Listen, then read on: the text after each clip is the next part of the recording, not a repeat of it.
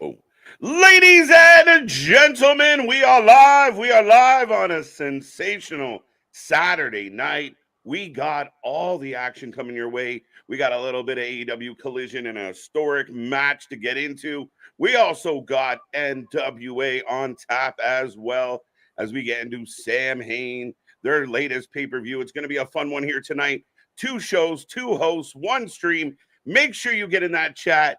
Hit like, hit subscribe, be a part of the fun, and grab your snacks, grab your feel good. You better have a smile on your face. It's going to be a fun one, folks. Let's go.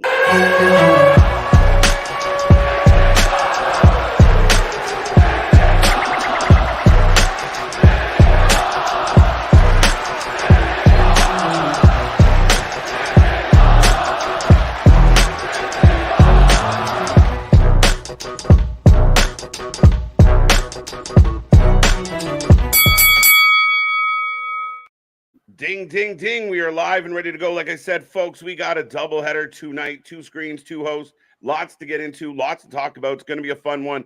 I will remind you, we are the Wrestling for Life Network. This is another live stream, the channel that just covers more live wrestling than anyone else out there. And we do it on a different level. But we thank you for joining us on this Saturday night. I hope everyone out there is having a wonderful Halloween weekend, if that's what you want to call it, as we are on the eve of spooky season or almost on the eve of spooky season. But we're going to get into all of it. We got a huge collision up ahead. We get a huge pay-per-view from NWA. Of course, they've been making headlines lately. Billy's trying to get them into the right spot, but we're going to cover all of that. Like I said, make sure you get in that chat. If you haven't hit like or subscribe yet, what are you waiting for? Make sure you do it. But I will also remind you that I am Mr. Every Night KJ White, the Iron Man of YouTube, and that's my best bud. Ladies and gentlemen, boys and girls, children of all ages, the Wrestling for Life Network proudly brings to you its YouTube tag stream champions of the world, the Every Night Delight, KJ White. I am Big Nick, and there is a big fight feel energy in the air tonight. I mean, we just coming off the heels of the ending of Ngannou versus Fury. We were talking about that before we went live, but tonight on Collision, we've got arguably, I would say, the biggest, possibly best match in AEW history between MJF and Kenny Omega. Well, and then we've got NWA Samhain or Samhain for those of you who want to be into that. But yeah, 100%. We've got a stacked Saturday night. Yeah, well, Nick, unfortunately, it doesn't feel like one of the biggest matches in the history of AEW. Definitely feels like one of the bigger matches ever on Collision. I would argue that, I mean, we probably could have done a little bit better with this one. But at the end of the day, we're getting spoiled with a huge main event. I'm assuming main event tonight. Well, where would you put that? And also, should this have not been the dream match that we got advertised last week between that ended up being Danielson versus Andrade? Shouldn't you have you could have said we've got a dream match coming in 2 weeks? Because that's what this is a dream match. But where would you put this on the card? It has to main event the show. It really does. I mean, I'm always particular about the world champion being the main event, being in the main event spot. We saw it last night with SmackDown. Roman wasn't in a match, but he was in that main event window. And that's where your main eventers, you shouldn't be, first or second or third on the card if you're the heavyweight champion, especially if you're defending another belt that doesn't mean anything. But yeah, you definitely should be in that nice spot. You got to give a reason for people to stick around to the end. You got to milk bag that shit. Does it bleed over? Does it bleed over? It should a little bit. I mean, if they're going to do it right, but I don't think we're going to get a clean finish to this anyway. Well, I think we get a clean finish to an extent. I was batting this around in my head earlier today of, do you have it start, say, like the last half hour and it'll go until it goes and you can build to it through there? Or do you have it start off and you give it a fucking hour or so? Like you just give it as long as you fucking want. Yeah, maybe. But the only other match that I know that's announced so far for Collision, and I could be wrong if things change, is Hikaru Ishida will take on Abaddon because, we got to get Abaddon. We got to get Abaddon in our Well, we've also got AR Fox, AR White, taking on Jay White. And is this the first time that we've seen AR Fox since All In when he couldn't travel? I feel so. We haven't seen AR Fox much. We didn't see Abaddon for almost 2 years. and then she wins the first match back on TV, and here she is getting a title. He shows shot. up for spooky season because we've also got the House of Black appearance. So like I said, spooky, scary skeletons and shivers down your spine. Man, we'll see what that means and how it all looks as we get this going. We will let everyone know there is a pre-show going on. We're not going to dive too far into the pre-show as we set up. We got a whole list of matches for NWA tonight. I'm not sure if you have that card. I have the card up. If you want to just say hi to this people's, I see some new names like Eric Tate, Robert Cortez, Greg. I think has been back in a hot minute. I know we talked. Big Dog at least he gave himself away. We were thinking he was a whole new person. He was a whole new guy. He's new to me. Right. Isaac, welcome. See you AEW Collision Saturday night. Well, thank you for being here. NWA Wrestling also on tap tonight. Huge. Some money. How you doing? Damien back in the house. I'm looking forward to MJF versus Kenny Omega, I imagine. And EC3 versus Tom Latimer. And Blood Force Trauma versus Trevor Mike Knox. All right. We got a lot to unpackage there, but we got a lot of blood, guts, and gore here tonight, I feel. That's it. What's up, Christopher? Welcome back. Good to see you. So I will impart matches as you read through these because we've got Matt Cardona versus Question Mark. Yes. And honestly, I should say TBD because Question Mark might be an actual NWA wrestler. I don't know. I feel like that's a possibility with Billy Corgan because if we get to some of these names later on, you're going to be like, really? You're not wrong. But I will just take a quick note because Billy Corgan, I saw him take a quote from Moneyball, actually, the book, not the movie. And it's so interesting because I've been going back through that thanks to Audible, #not-sponsored. I think he very much knows that NWA is not a competitor to WWE in that extent, that they are in the same realm. They are not trying to throw rocks at fucking Goliath. So he knows he's got what he can work with. And so he's got to build the best product with what he can afford. Absolutely. And I think, kind of a little difference than our buddy Tony and kind of a page out of the Impact book of, I know where my lane is. I'm going to stay in my lane. I'm going to maximize my lane. With luck, I can move into better lanes. But right now, this is my lane. I got my TV deal, and I'm going to build from there. And we just want to be on the good side of a company like the WWE. They got a whole lot of talent, a whole lot of opportunity. So we're going to play nice. Oh, absolutely. Well, and now this just clicked in my head because, we got World Series going on. The WWE is the Yankees, AEW is the Red Sox, and NWA is the Oakland Athletics here. Pretty much. But we've also got, real quick, I'll just say we've got a rock and roll match. The Southern Six, Kerry Morton and Alex Taylor versus the Headbangers, Mosh and Thrasher. And if you told me in 2023 I'm watching the Headbangers, we're watching the Headbangers.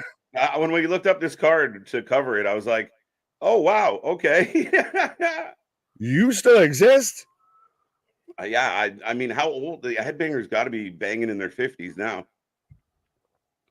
Is that their headbanging because that's all they can move because they got to wheel themselves out there? Right. That's not headbanging. That's called convulsing. Oh. Go ahead. Keep reading. Sorry. I just... Robert Cortez, happy for some TNA. We're going to talk about that as we move along. Plus, we got more coverage. Again, we're one of the only channels out there that do live coverage of Impact. And we carry that into, we will carry that into TNA as well. Absolutely. Sorry, just this popped me here. Corey Williams saying, Question Mark was a wrestler in the NWA. He passed away last year. Well, T's and P's, but I think I didn't even mean to stumble into a joke. That's amazing. Eric Tate's in the house. Bash is back. I'm not watching NWA. Okay, just watch us. That's fine. At least you're watching us. We'll help you. We'll let you know about NWA. Pastor Jeff riding through this world all alone. Oh, my brother, testify. I'm here watching The Mummy, one of my faves. Don't know if I want to watch Collision. We'll see. All right. Well, again, as long as you're watching us, I don't care.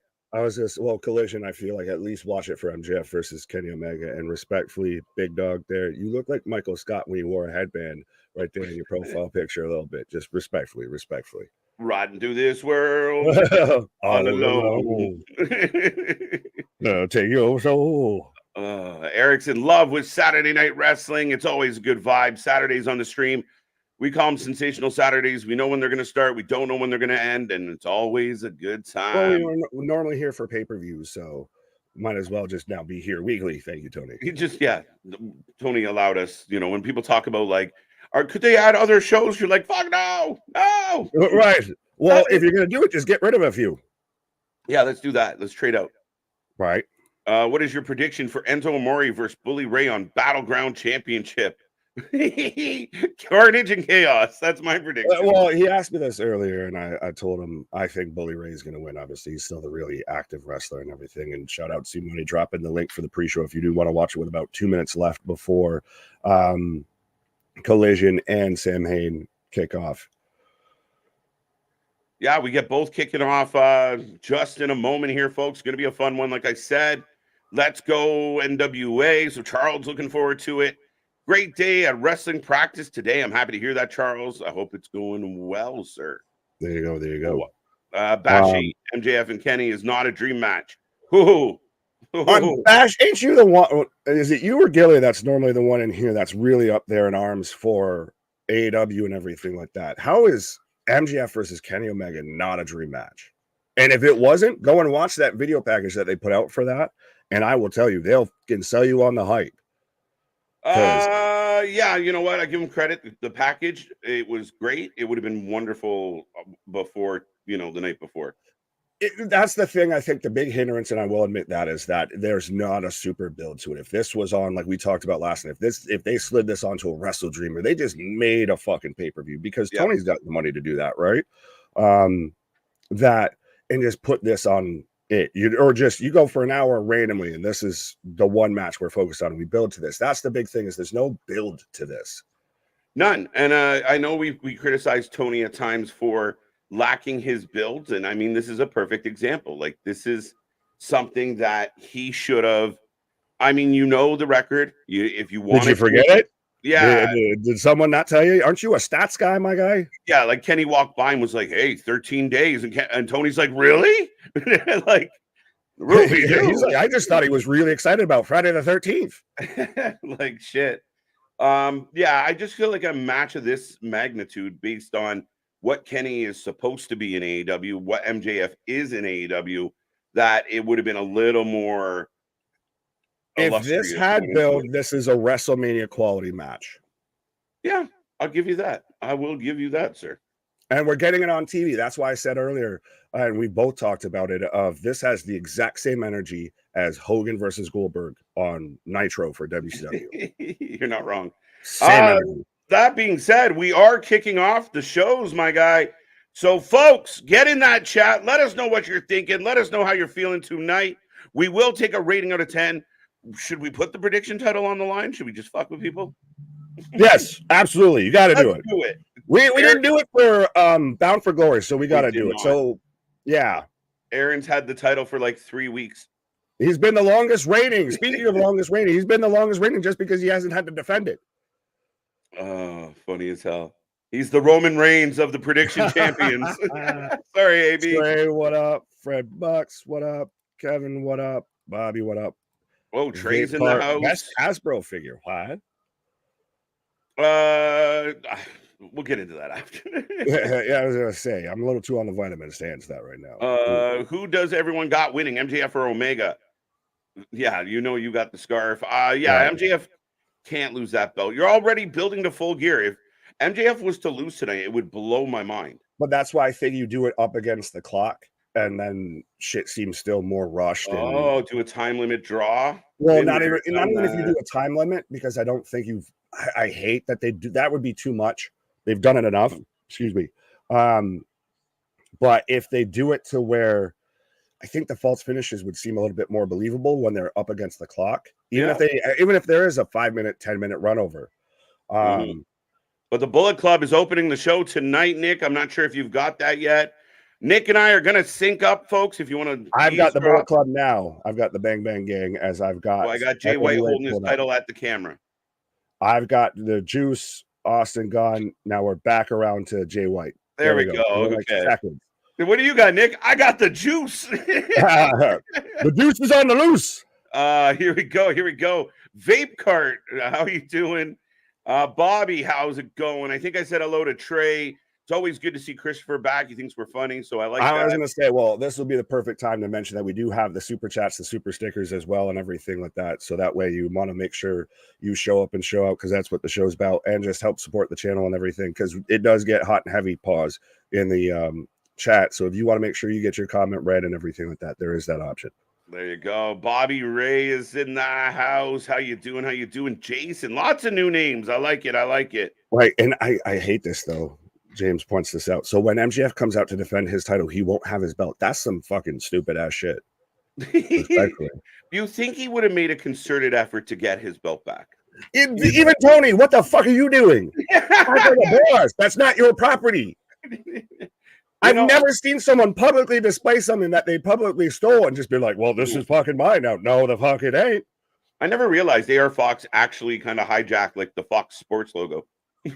Like the that's funny. Cool. It looks like he skinned a carpet for that fucking vest. My dad's van. Don't wear my slippers as a vest. Right? See my vest. See my vest. See my vest. Made from real gorilla. Yeah, if you guys haven't realized yet, it's Saturday. It's going to be a fun one here. Right, Nick and I are already feeling pretty fucking good as well. Sorry. Yes. So they're running through the card on Samhain right now.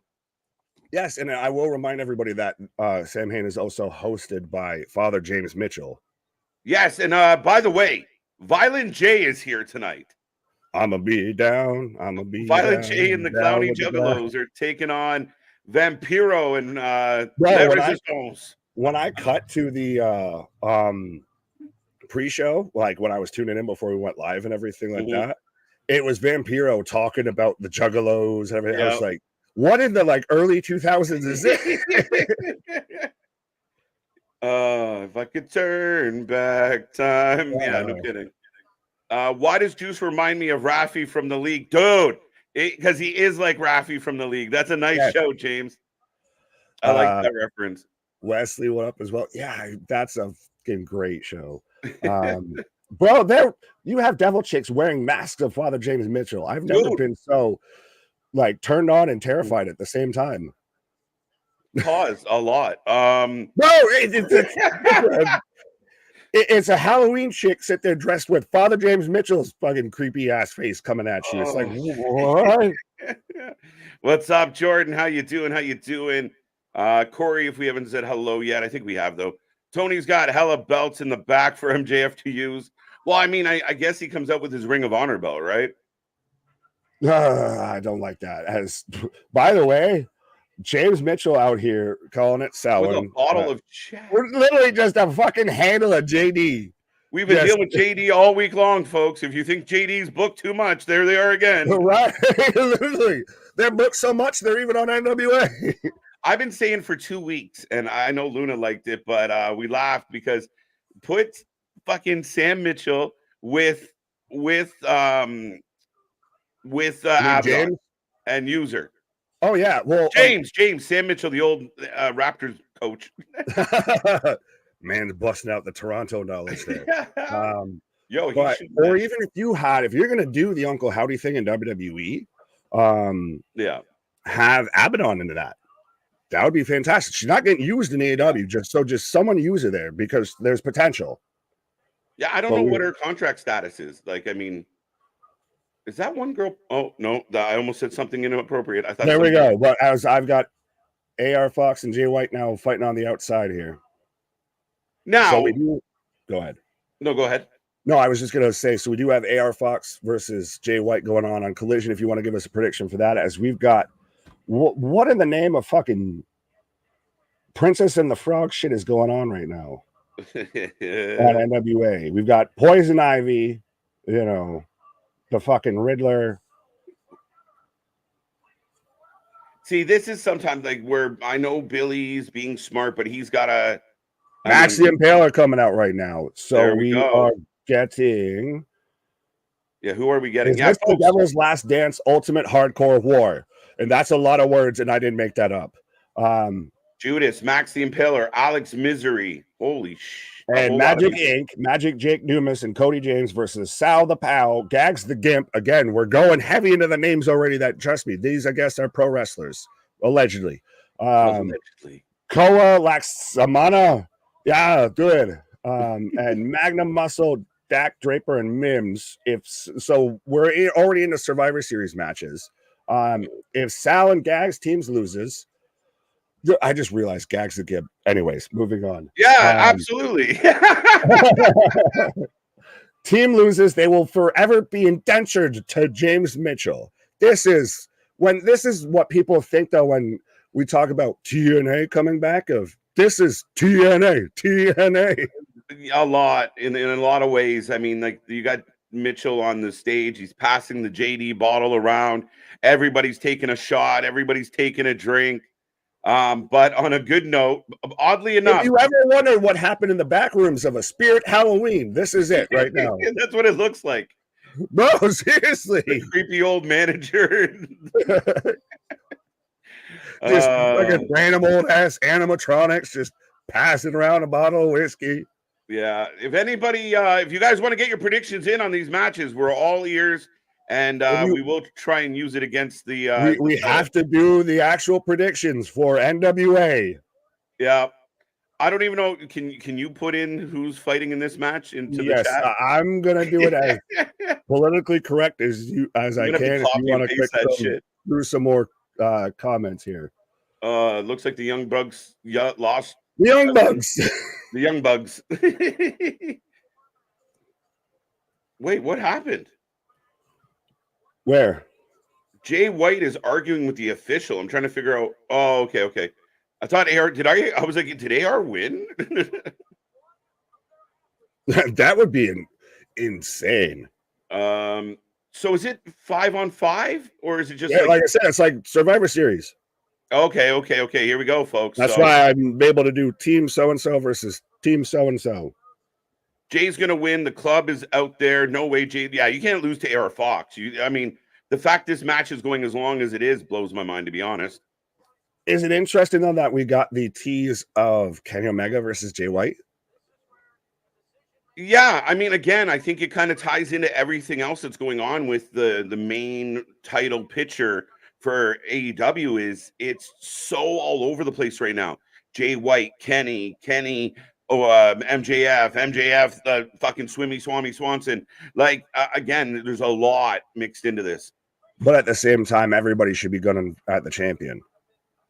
Heavy wears the crown. I get that, and I'm all for that. But this is different than everybody kind of having their eye on the prize. Like nobody's really involved in other shit. Everybody is actively pursuing your champion. And it's front place and center, no stories. Yeah, it's just scrambled eggs. Like for me, the thing I care the least about is the match you've already booked for Full Gear. To be honest. Yeah. So, wow, these fucking swings by Max the Impaler are wider than fucking anything. That was bad out the gate. Sarah Logan? Yeah, we've got Valhalla versus Briggs or Manslaughter right now in the ring.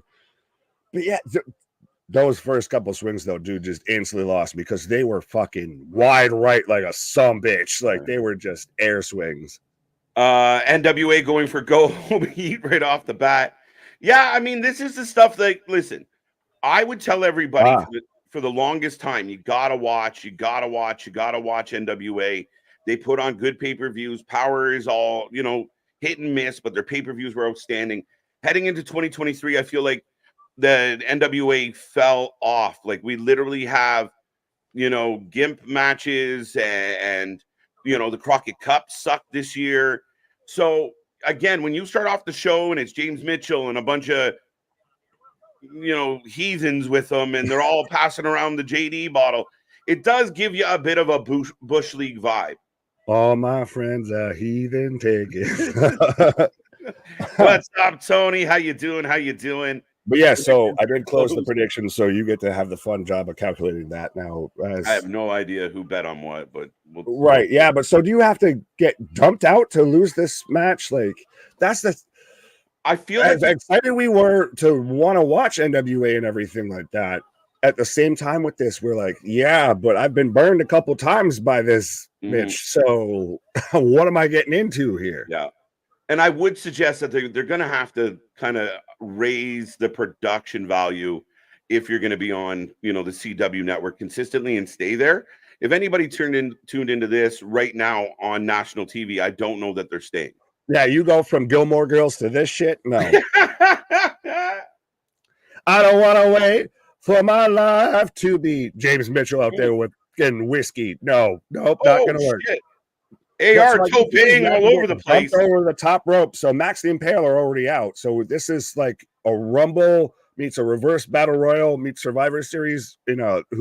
What's going on match. It's a team gauntlet match. That's the best way I can explain it, folks. Right? AR Fox to the top as we just got a rolling neck breaker here. Almost a Cody cutter, actually.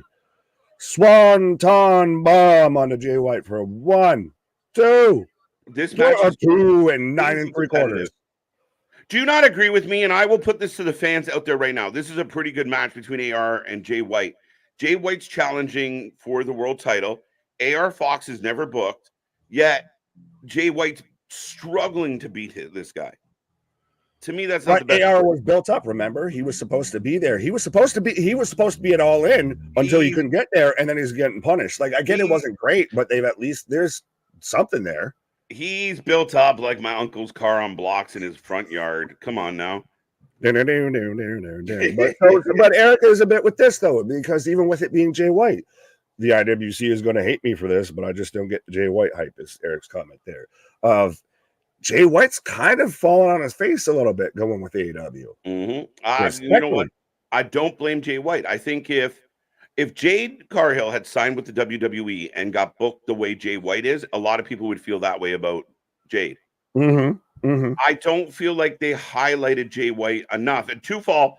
AR almost as we've got strap on Kane. What? Wait, what? On. I picked a big. Anyway, we have a gimp in a goddamn match, and I'm trying to say things that don't sound perverted, but I can't help it. Fully agree, KJ. Jay and AR are really putting on a show. I'm impressed. Hell of a fucking match. I'm not going to lie. Right. It's like out of left field, right? Like usually this would be a pretty fucking easy night of work for Mr. J, but it's about to end anyway.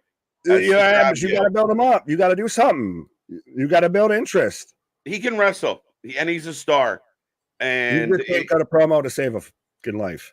But I think he can. I just think it's how they've been booking the promos. They let him go too long. They stick him after matches. They give him way too much time. It's a tough one, but I think he can cut promos. Fair enough. I'll give you that. He's a good press conference promo, and that's just because that's what we saw in New Japan. But yeah, the match and then turns around and cuts a 20-minute promo afterwards. Too much. Yeah, like he's great at that 90-second hotspot, right? Like you give him. MJF showed up to try and take his belt back, and now I can hate. Oh, pussy. Man, jogging like a fucking mall walker on a brisk walk. Like man's just missing the 5-pound dumbbells and shit. That's not a good. Not a good. I get the number. The numbers outdo you, but that's not a good look. Like motherfucker, if you're gonna be babyface, go fucking babyface with that and fight from under. And fucking somebody's got to show that you have no friends, and that screws you up even more. That's why I wanted him to lose the ring. And I know we debated this, but I thought, okay, Jay White stole the belt. Let Juice steal the ring. I lost my friend. I lost my ring. I lost my belt. I'm losing everything. But then he's triumphant by the time we get to Full Gear. That's what makes them snap. Yeah, MJF sneaking in like the villain and then unsuccessfully getting his belt back. That's not a good look for your world champ. Imagine Roman. No, not at all. That's a Heyman move. Respectfully, I know, don't take it any way, but that's like that's the manager's duty to sit there and be sneaking in and have to like saunter off or like waddle off because they can't steal the belt back. But if he would have jumped over the guardrail, grabbed the belt, ran through, like rolled through the ring, and had it like the heels realize he's there and kind of swipe at him, he rolls out the other side, goes up the ramp, and stands at the top of the ramp with his. Or if you're gonna do it, you do it to where he I don't know if you just said it, but to where he gets the belt and actually leaves off with it and everything like that, and then he can come out for this huge match with his actual goddamn belt. Yeah. He sits there and he turns around and you do the fan behind Jay White as he's up against the the stanchion there celebrating around the crowd and everything like that, and someone pops up and just cold cocks him in the back of the head. MJF steals the belt and runs off. Mm-hmm. What is happening here? I don't know where here is. Oh, are you talking about with this? We got Mims in the ring. If anybody tuned in for NWA right now, we got, I think it's Mims. Yeah, Mims, Mr. Mims. Sure. Is he? You can have that. Not even what I'm mad at. But we did also have, I believe, what? Sorry, Dalton Castle and the boys. And I keep saying it, nobody wants to hear it, but Dalton Castle, AEW Dynamite needs more Dalton Castle. No. Yes. I'm going to respectfully disagree. Does anyone need more Dalton Castle? You need more Dalton Castle like you need more cowbell. No, we need more Dalton Castle. He's got personality. The crowd. We have the boys taking on the Gun Club, so the Bang Bang Gang doesn't even leave. Just stay. Look, Tony's with me. Tony sees what I see. Yeah, you don't want your champion looking like a coward, like a sneak. You want him to look bold and boisterous and. Ugh. By the way, I just was going to bring up how I believe that's what even the Acclaim was just talking about on Collision, but they talked about it on Dynamite of how on the November 4th AEW Collision, National 69-day celebration announced. Yup, and this is how you draw in casual viewers instead of neckbeards. Has he been booked? Has he been hanging around with Billy Corgan? Can we get the Gimp and James Mitchell and the shit bookers of a feather flock together? But they've been fighting. They've been pecking and pawing and hemming and hawing at each other there. Right. They need to give MJF the dynasty with Hammerstone. Yo, this is an interesting show because we talked about this today, Nick. Hammerstone requests his release. If they could bring that into the AEW, that has so much legs. Absolutely. You said NWA, right? Yep. No. Okay. AEW. Oh, you're going to bring Hammerstone into AEW? Yes. Reunite him with MJF and Starks. He'll just get fucking lost again. Oh, man, but there's so much talent.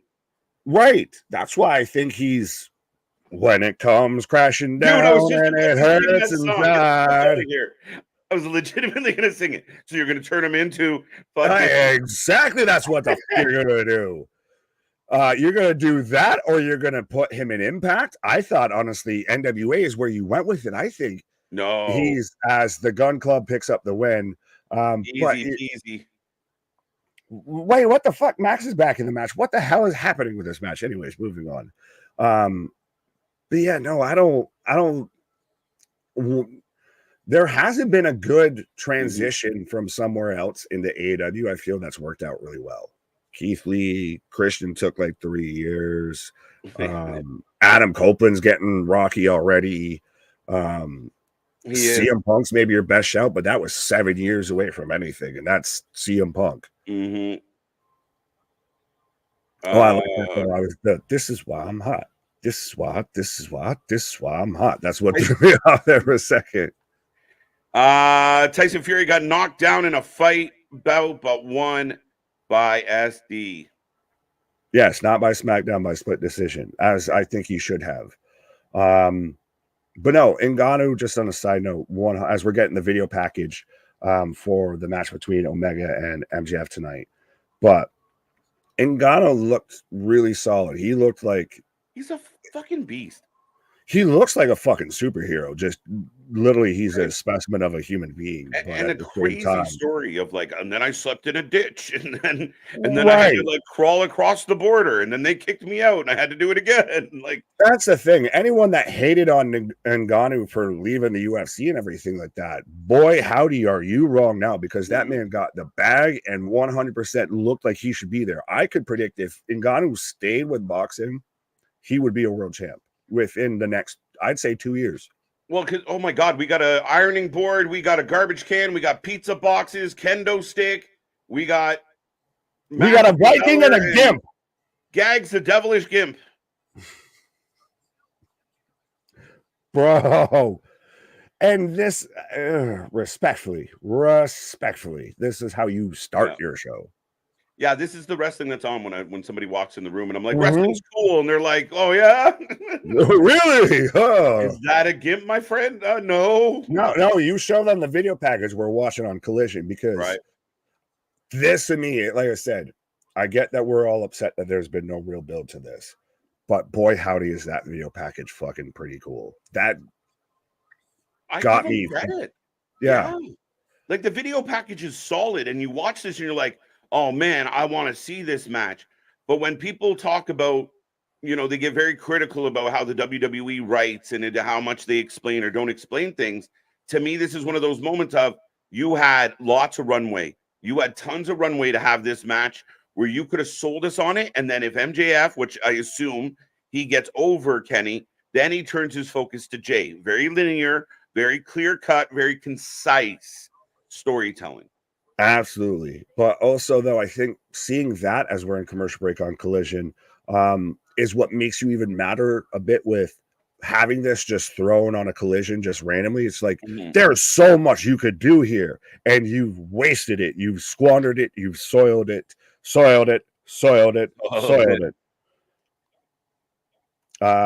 Paul saying Dalton Castle from my hometown, Rochester, New York. Fair enough. I just like Dalton because he has such a big personality, and the fans go insane when he comes out. And they don't have enough people like that know how to get the crowd into the show. They come out, they do their wrestling. I want more people that have charisma. That je ne sais quoi. Je ne sais quoi. Oh shit. Max, who I thought had been eliminated. What the? Do you remember they were doing like the wrestling league with NWA? That's what this feels like. Where they were doing like you had your teams and you had to like pick your matchups. This feels like someone's universe mode fucking glitched out and the fucking game can't figure out who's in it and who's out of it. Oh, the Gimp is gone too. Is Chris Jericho on announcing? I hope not. It sounds. Wait, are you talking about on NWA? NWA. It sounds no way. No, I'm kidding. The guy. Oh, I thought you. Well, right. Chris has shown up in worse spots.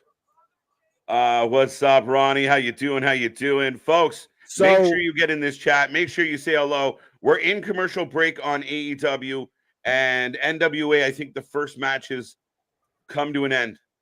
Yes. Again, pause. But that I just put it in the chat. So yes, Team Mitchell by hook or by crook or no one cares. One. I don't know. Gorilla Monsoon, Brody Lee, China, Dalton Castle, and there was another guy, forgot his name. That is like, what do these have in common? Yeah, he's naming everyone, I guess, that's from Rochester. Oh, well, what's his face is from Rochester, isn't he? Is Piper, the Blade. Niven? Piper Nivens, yes, no. Yeah, Rochester. That is Rochester. Actually, she's Scottish. She can be mad at me for saying that. We aren't caring about long-term booking anymore.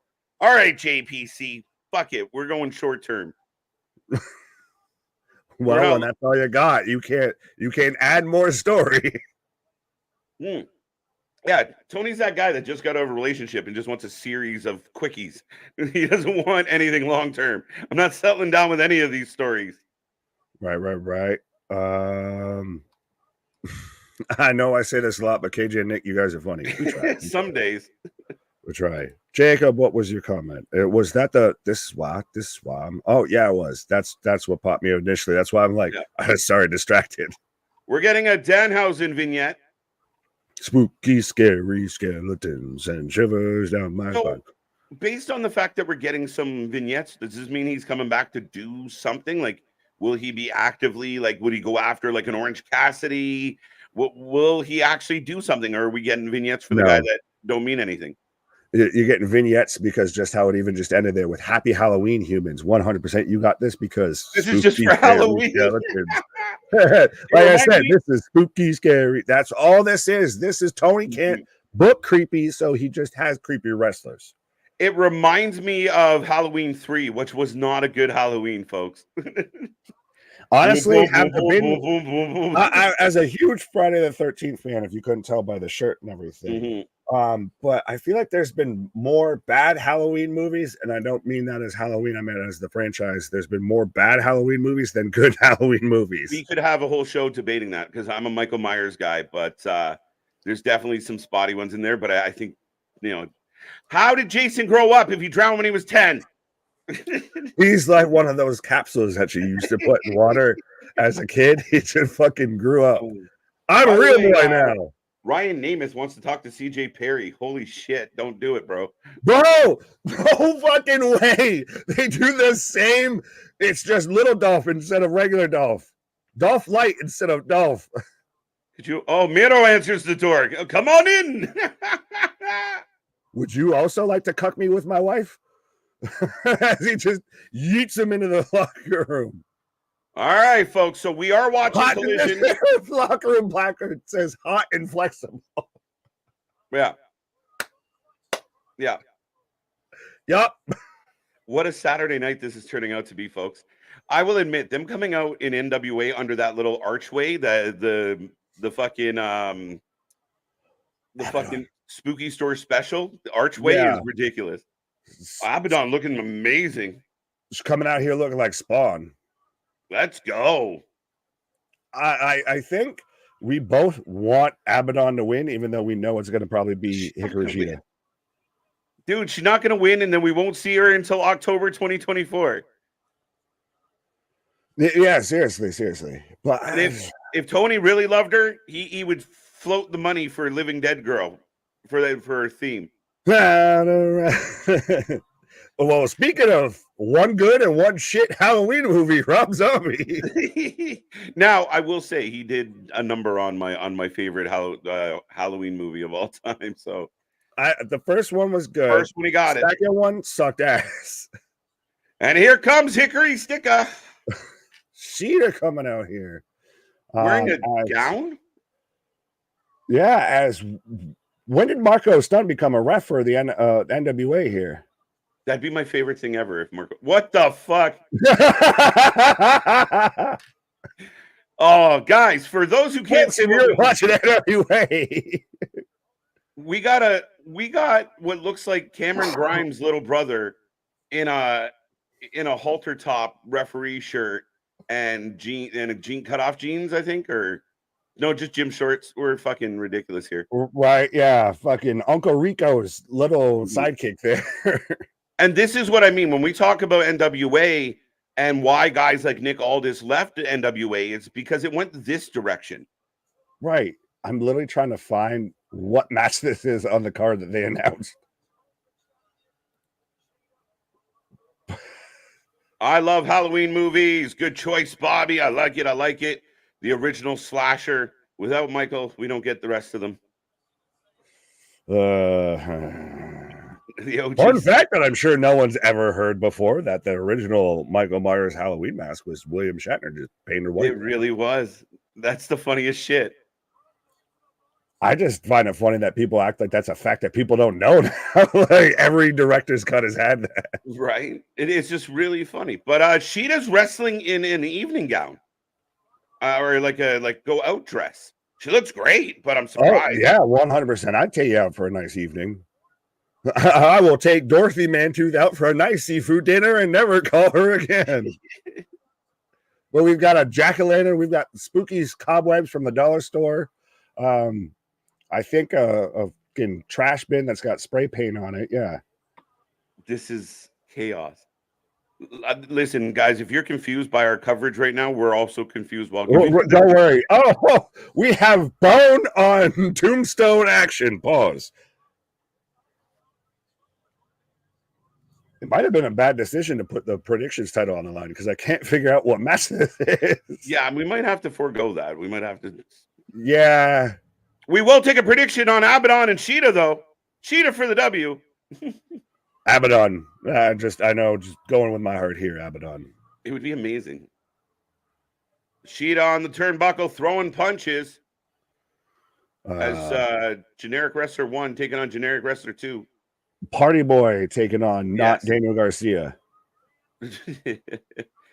The referee is killing me, Small. And Larry the Lounge Lizard right now as the fucking referee. Timeless Hikura. I like it. Sheeta for the win. I know I joke and call her Hickory Stick Up, but it's just fun. That's fine because she's bigger than a Snickers. There you go. Oh, Abaddon dragging her under the ring. Oh, no, wait. You let go of my foot. Let me help. All right. All right. Abaddon under the ring. Sheeta not having it.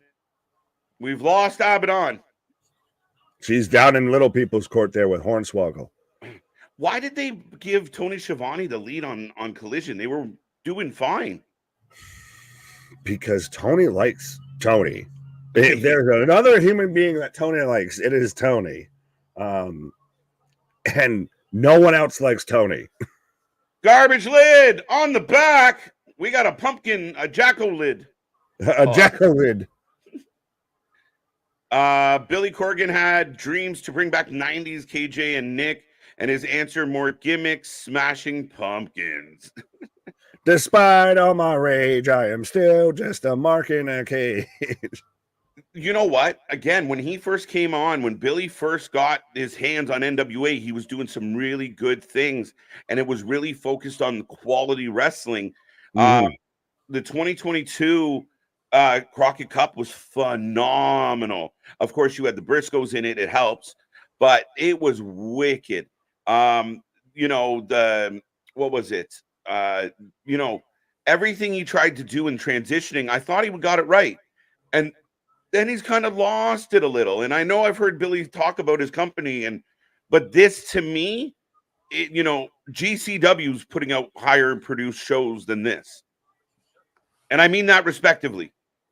Respectively, perspectively. That is your perspective, respectfully. But yeah, no, seriously, like this was my first time tuning into NWA right now, and these are the two matches I get to start off. Yeah. Why the fuck am I going to continue to watch? Respectfully. Matt Cardona. Is this the TBD? And he gets drop kicked by the ref. From Marco Stunt's little brother. As he's got the Nickelodeon steel chair. Taking out Party Boy. Picture on Collision. Oh, I didn't get picture in picture. I did. So Cardona taking it out. USA.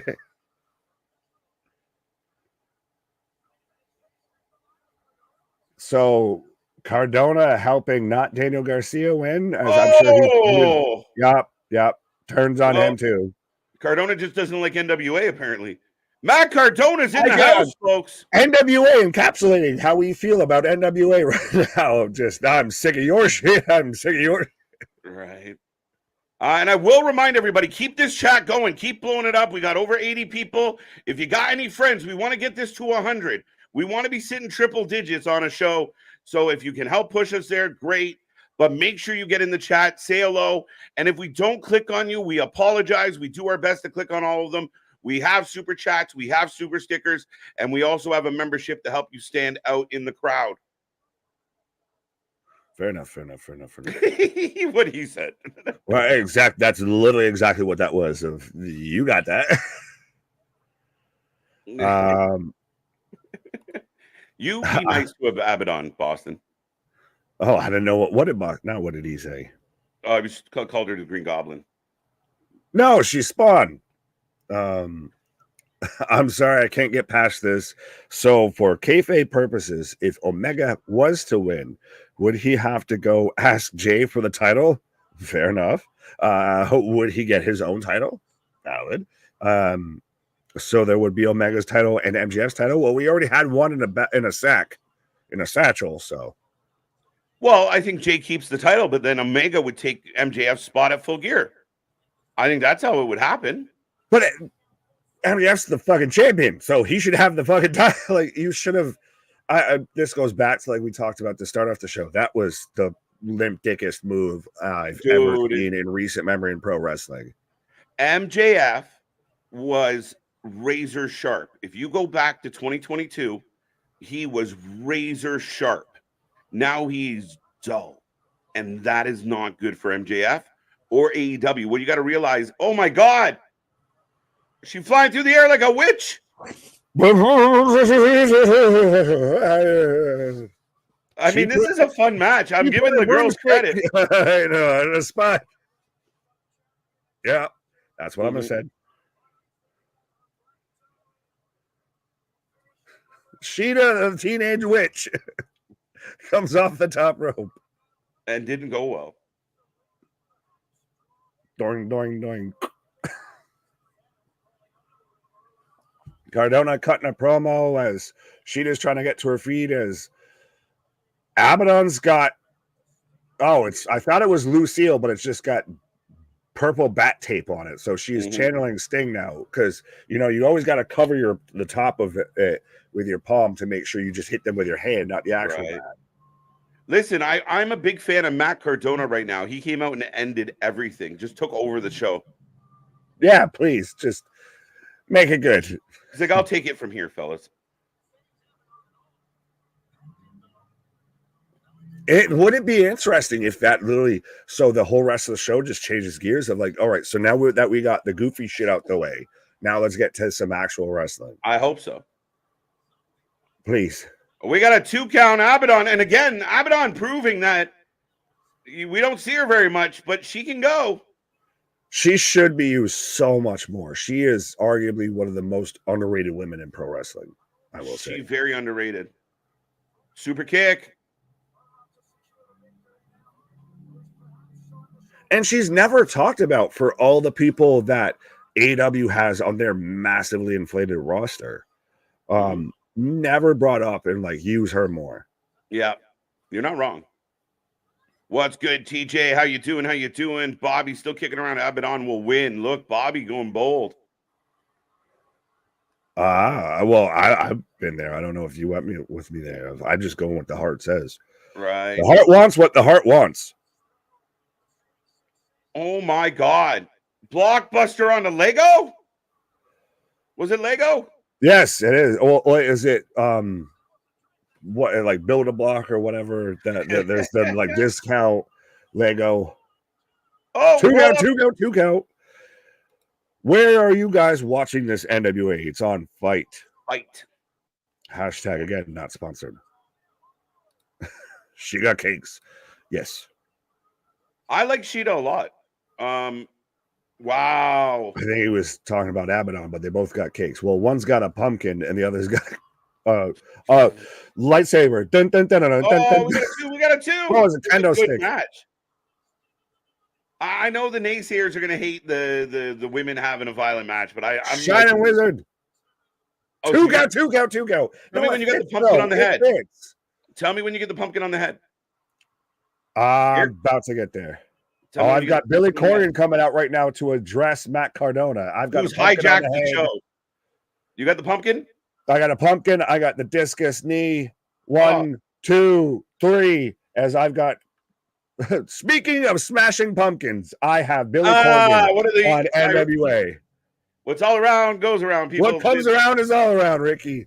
And speaking of what's all around, I might be around. Billy Corgan, again, realizing Billy Corgan's not a small guy. Comes in the ring at the same time as Sheeta retains her title. And now she's pissed because Tony Storm's here. Sheeta, you literally went, oh, fuck. What if the bald asshole remark from Tony Khan was at Corgan instead of on her? Right. I still can't get over it, Luther. I saw him the week before and didn't even think it. I only know that because I heard a lot of people mention it on Twitter of I guess Jericho's buddy's still employed. Thank you, Abaddon. We'll see you next year. Bash. Amen. She's like fucking the groundhog. What's his name there? They always pull out it if he sees his shadow. Wiarton Willie. That's what we call him. What the fuck? That's you and your bags of milk. World famous Wiarton Willie. Speaking of Willies, Nick's gonna go shake his, and we're rolling along.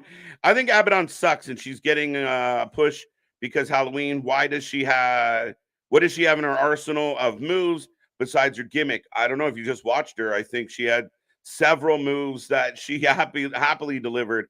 I think she's underrated, underutilized. She is a talent. She's got an angle to her. To me, it's not really about the gimmick. It's when she got in the ring, we got a good match out of her and Sheeta. That was a decent match. I'm a little gimmicky, but fun. Absolutely. I love babyface MJF. Eric, I like babyface MJF. I don't like chicken shit MJF. I would agree with Nick that what we saw earlier tonight with MJF runs out to the ring, tries to scoop up his belt, and then heads towards the door when he gets spotted. I mean, that's not a good look. There's not very many cases a baby face champion is seen scampering away, scalded, scared. Doesn't happen very often. Corrigan dropping F-bombs. Let me turn that up.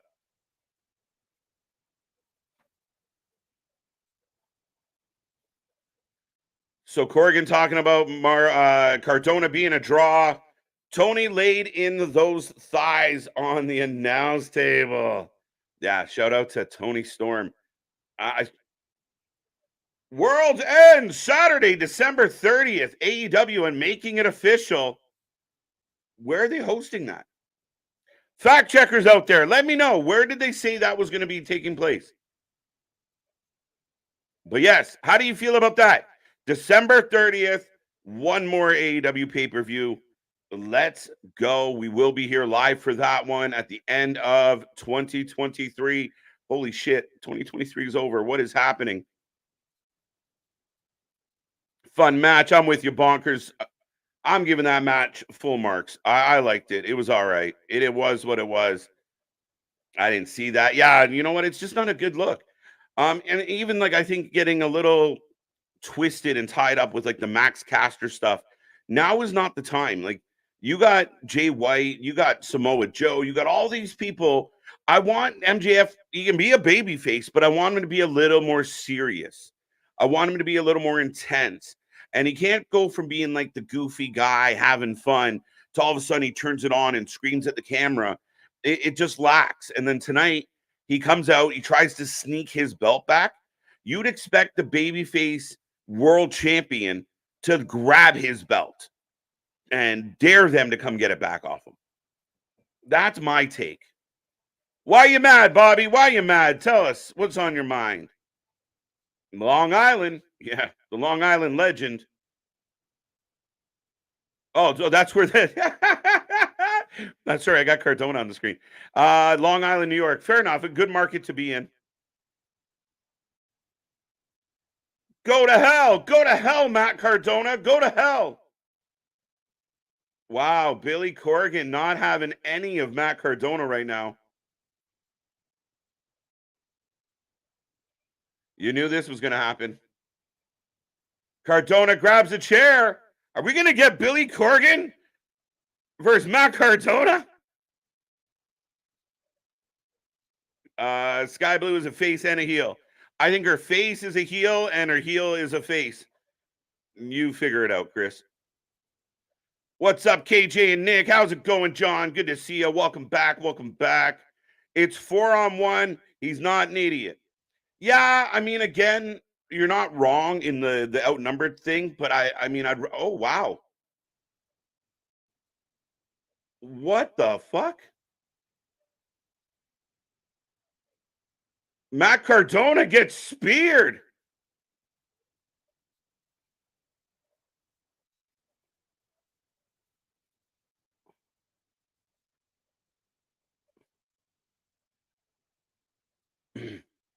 As Matt Cardona is getting laid out.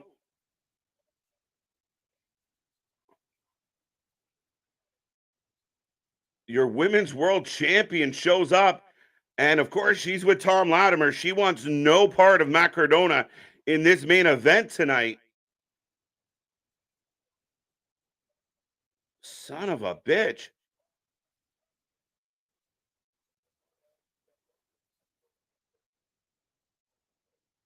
Camille making her presence felt. The insurance policy for this match tonight, the main event, very interesting. Did not see that coming. Did not expect Camille to take out Wow. Wow. Wow. No, no Persia tonight. No Persia at the moment, anyway. Matt Holland. What's up? What's up, Mr. Glasses? Mr. Beard. I met Kane today, an icon of wrestling in Philadelphia. Shout out. How is Glenn doing? How is Glenn doing, Mr. Matt? I hear you. I'm with you. What is Camille wearing? Whatever she won't. There you go, NYC. I like it. What's up? What's up? Smile Mark in the house. What's happening with Wardlow? Why isn't he in the world title picture? And he and MJF have a great story they could tell. Again, Wardlow has made his comeback. They have kind of highlighted him a little bit, but at the end of the day, they're not really, he's coming out and just destroying guys. He's got MJF written on his wrist. Maybe at some point they will tell that story. That story worked extremely well. But speaking of working well, we got Samoa Joe coming out to the ring. Joe. And I got EC3 backstage cutting a promo about the main event of the pay-per-view tonight.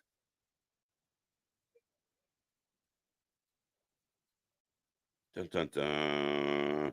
I took a picture with him. Nice. Good job, bud. Good job. Could we get Steph D-Lander to come avenge Cardona versus Camille? Absolutely. Why not? I mean, he's got that ace in the hole, so to speak. Him and Persia or Steph, they've had an outstanding relationship. They've done extremely well, especially in the absence of Chelsea Green. Yeah, why not? Why not set her up against Camille? I know a lot of people talk about this historic title run that Camille's on, but I think they need more, Persia Parados or Steph D-Lander or whatever the fuck. You need more kind of high-end talent to come in and challenge Camille to make her matches stand out. She's had some big wins, but not a lot of what I would define as over-the-top great matches. The tightest guy looks like Adam Cole. That's funny as shit. Abaddon lost. That's why I'm mad. Well, unfortunately, we kind of knew that was coming. As up next, we are getting Colby Carino taking on Joe Alonzo. And then, you know what? The prediction thing's a fucking mess. But yeah, get your predictions in. Who are you taking tonight, Colby? And on the other show, I don't need your prediction as Joe is going to run over his challenger right now. But Joe Alonzo coming out to the ring. Rest in peace, Matt Perry. Wait, Matthew Perry? Okay. Holy shit. Samoa Joe for the win. Definitely T's and P's on that one. I like that. That's funny. Dun, dun, dun. KJ, Matt Perry passed away. What? Jacob, welcome. Yeah, that's sad news. Matthew Perry, T's and P's. I had not heard that. So thank you for filling us in. But that's crazy news. He couldn't have been that old. Late 50s, mid 50s. Cardona is awesome. He's the indie god. Yeah, Gilly. Cardona bucks the trend. Cardona's the exception to the rule. Cardona's the guy that shows everybody that you don't have to sign with one of the two major shows, that you can do you and be lucrative, be successful. And I would argue, indie god. I know he plays it up, but it fits perfectly. As Joe strangles Titus, looks like Adam Cole's older brother. You're right. But quick work. Joe not fucking around, not paid by the hour. And again, I think Joe is a guy that could be used on Dynamite. Joe's a guy that if he was the international champion or the TNT champion, you pay attention to Joe. Joe gets a huge reaction, a huge crowd response. I love Joe. It's that simple. That sounds terrible, I guess. But I love Joe. I think he's great. And even just now, he gets an easy win as expected. Looks like a beast. Plays it up to the crowd. You need story for Joe. And if it's Shane Taylor, fine. Because I like Shane Taylor. Dun, dun, dun. This should be a good match on NWA, by the way. Less silliness in this match. We got an actual referee, and Colby and Joe are going to go toe to toe. He was 54. Yeah, okay. Yeah. I didn't think he was that old. Okay. Yeah, I knew he hadn't hit 60. That's crazy. 54. Yeah. Chandler Bing. Bust the move. What's up, wrestling friends? J-Boy, welcome, welcome, welcome. Folks, I will take a second to remind everybody we are live, obviously. We are rolling along. Speaking of obviously. When no one told you life was gonna be this way. Dude. Oh, man. Just I'm supposed to make that was funny and Christian can do it. I can do it too. We got QT and QTV with Renee Paquette backstage at Collision. Actually, it looks like they were backstage at Rampage. Yeah. we can't even get this sorted out. They couldn't change the background, motherfucker. Like, or what are we doing? Right? Just have a generic AEW one, just in case we use this whenever. Dude, like, it's not hard to change a background. I was gonna say, as the background guru on the channel. I might have been scrambling to get a couple done today, but we're there. Colby Carino for the win. Nice. Yeah, hot tub time machine ain't a real thing. Did Violent J show up? Not yet. They teased he wasn't in the building. Really, Pod? They teased he wasn't in the building? Okay. Was that on the pre-show? Because I know I caught like Vampiro talking. Is he not going to show? He's not down with the clown? What is he like? Him and the Juggalos forget to set the clock? What happened there? They're out buying Fago. That's what it is. They're out buying Fago. Billy said, we got no Fago. They said, no Fago. Right? No He's like, you then. I got Claudio cutting a video package. Oh, I wish they auditioning to be the newest villain in a Bond movie, it seems like. But you know what? I think Claudio is better than Cesaro booking wise. Like, as far as actually giving him some moments. Really? I've been okay. I like Cesaro's entrance or Claudio's entrance. I like the fact, like, when he's doing stuff like this, he's okay. And if you just let him go out there and wrestle, which they do a lot, he's good in the ring, man. I think that there was still more with Cesaro. Maybe. I'm trying you're not wrong. I don't agree with it, is all. Nick should have a Shrek and Donkey background. You get to be both. No, that's Shrek. I'm Donkey. And in the morning, I make waffles. Make a waffle. Donkey. Well, I'm sure there's been plenty of people that have called me a jackass before. No, we love you, my guy. Here comes Ricky. I got Starks coming out. That's not nice. He's just a donkey. Colby Carino for the win. Yeah, drag out match. We actually got a wrestling match, Nick. Two guys. Yeah, like I said, Cardona came and hit the reset button. He's like, no, we ain't doing this. Well, and then Cardona gets taken out by the women's world champion. Just steps to him and lays him out. Former. I just assume she always has the belt. Well, I heard you talking about how she should have been like, people need to view her in this high regard. She's just done what Jade Cargill did. Honestly, just on a smaller platform. If she just went through a bunch of respectfully tomato cans. Yeah, she needed some bigger matches. When a lot of people are like, "Oh, Camille should have been top 10." Just because she has the belt doesn't mean she's. And again, I don't want to take anything away from her, but you said, like, she had a lot of tomato cans in that fucking series of wins. Right. Cesaro could make a great Agent 47. Yeah, he could absolutely play Hitman. They tried that in WWE for like a hot minute. They were like, yeah, he's Bond. No, he's not.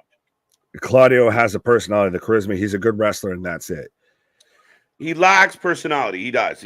But you got to find how to work with that, how to make him a man of few words, make him intense, and the words he does use. Yeah. Not everybody has to be boisterous and charismatic. They just need to find their niche and run it. Right. As tag matches. Yeah, what? As Carino's busted open. Remember when he was supposed to sign with WWE? Yes. People have actually called you Jackass Nick. Funny, you don't look like Johnny Knoxville. No, I play the role of Phil Margera. Wait, what? Or maybe Don Vito. I did not expect that answer. There you go. Oh, we got a lights out. House of Black. There we go. I bet you. Yeah, because we got them two up here. So are we going to get triple threat? Oh, the House of Black in the crowd. Oh, okay, right. They're showing them like a goddamn brute. Oh, yeah.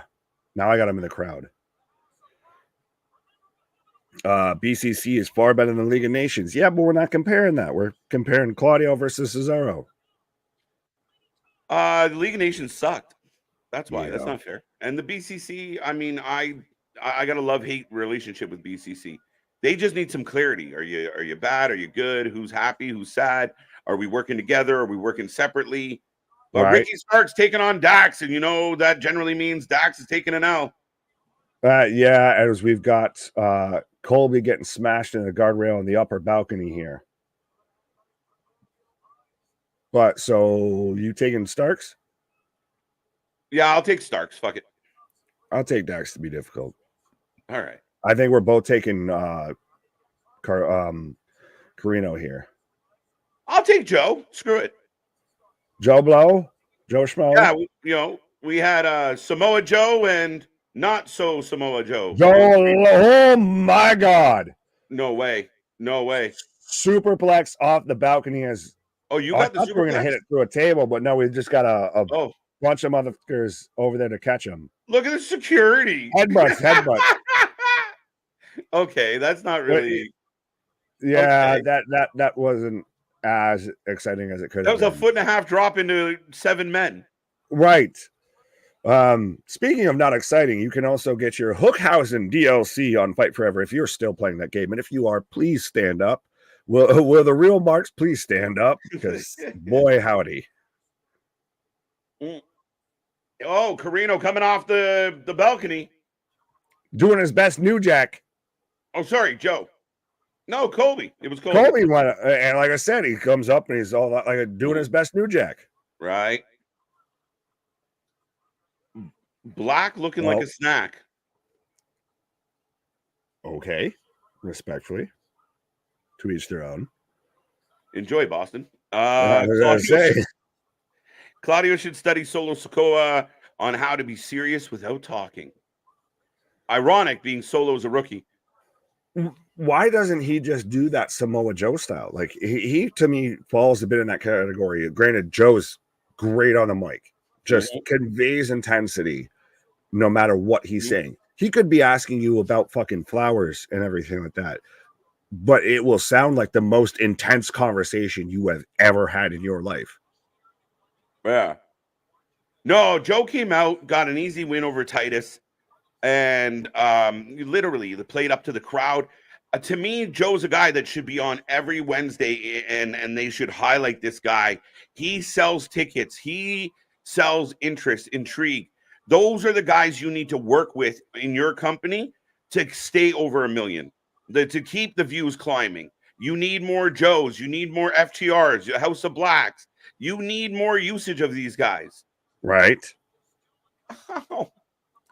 Am I the only one halfway thinking Lexus King with this fucking throne at the start there? But as the man threw the trash bin at him. Right. After these, he's got a garbage bag on his head. I gotta go. Oh my God. Oh God. Shivani using maneuver more than Vince. That's great. And because I know, Simone, you and I both get that of, what a maneuver. It was all of Vince's commentary. 1, 2, 3 count as Colby picks up the win out in amongst the fans out on the hardwood floor here.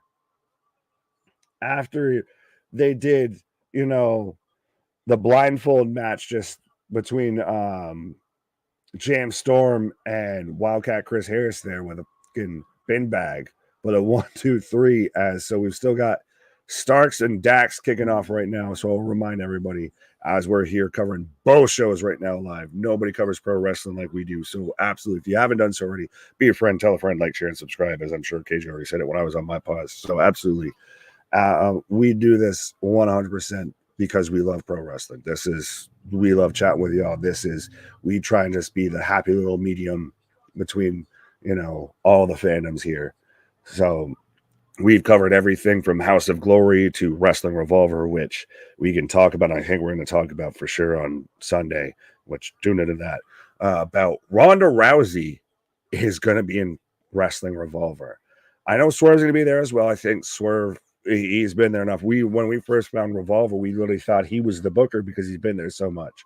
And it was so prominent on it. But Ronda Rousey, still in pro wrestling, just not in WWE, over in Revolver.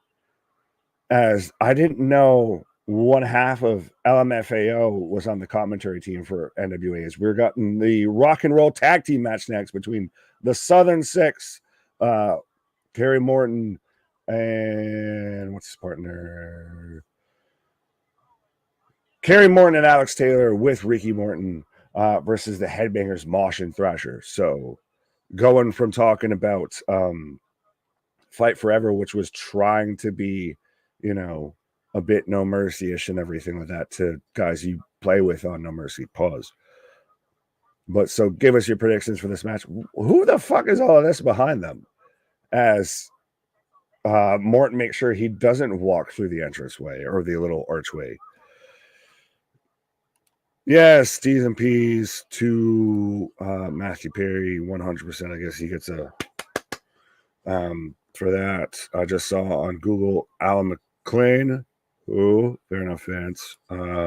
What channel is it? NWA on? It is on Fight TV right now.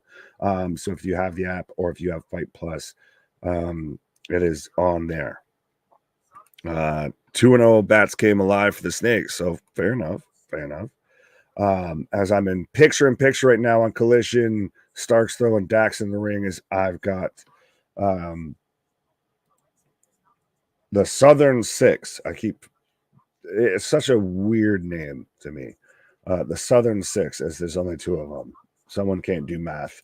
Out right now, as I've got the Headbangers coming out.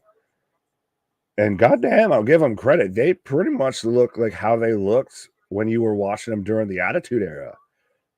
Like, say they haven't gotten, that retired wrestler body or anything like that, respectfully. But so I will drop that prediction in the chat. It's on the CW. Well, bonkers, it's going to be on the CW. That's the TV deal that they've announced. NWA Samhain Samhain isn't on there yet. It's on Fight TV. Maybe they should call themselves the Southern Deuces. Yeah, I feel like that's it. Southern Six versus the Headbangers. There we go. So let us know your predictions, folks. Who you taking in this match right now? As I've got Starks going for a two count. Maybe in the future, Trey, what up? Fair enough, Corey. What did Corey say? He couldn't wrestle and he had no charisma. He flopped badly after they split up 3 count. Ooh, what did Keyshawn say? Whatever happened to Evan Courageous? Oh my God. As we've got more whiskey involved, we've got that's Thrasher trying to offer Kerry Morton some whiskey. As we've got Mosh out there, aka what was his fucking Beaver Cleavage? Yeah. When you had that bullshit and Chaz. Oh God. That's the thing, is as much as you want to look back at the Attitude Era for how great it was, you do kind of at times look at it through rose-tinted glasses of, there was a lot of blunders there. Abaddon without the makeup is gorgeous. I'm sure she is. Absolutely. Do something strange for Hopi's change. Morton, NWA on CW and the pay-per-view on Fight TV. Yeah, Yes. Morton, Southern Six, got that one. Breaking Black Adam, we've gotten that now multiple times. So anybody else that wants to talk about that, respectfully, we know. Superplex, all this whiskey is going to make us break out James Storm.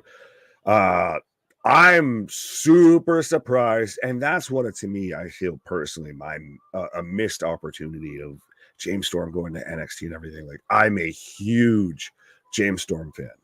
I think he's one of the most underrated talents in pro wrestling history. He wasn't going to be a huge main event or anything like that, but he had the potential to be a top level guy. And, you know, maybe not first line, but second line type guy. Miss Beaver Cleavage, yes, Charles, respectfully. I love how faces will exploit someone's alcoholism for their shine. Literally makes zero sense. That should be a heel spot. Yeah, I didn't even get that.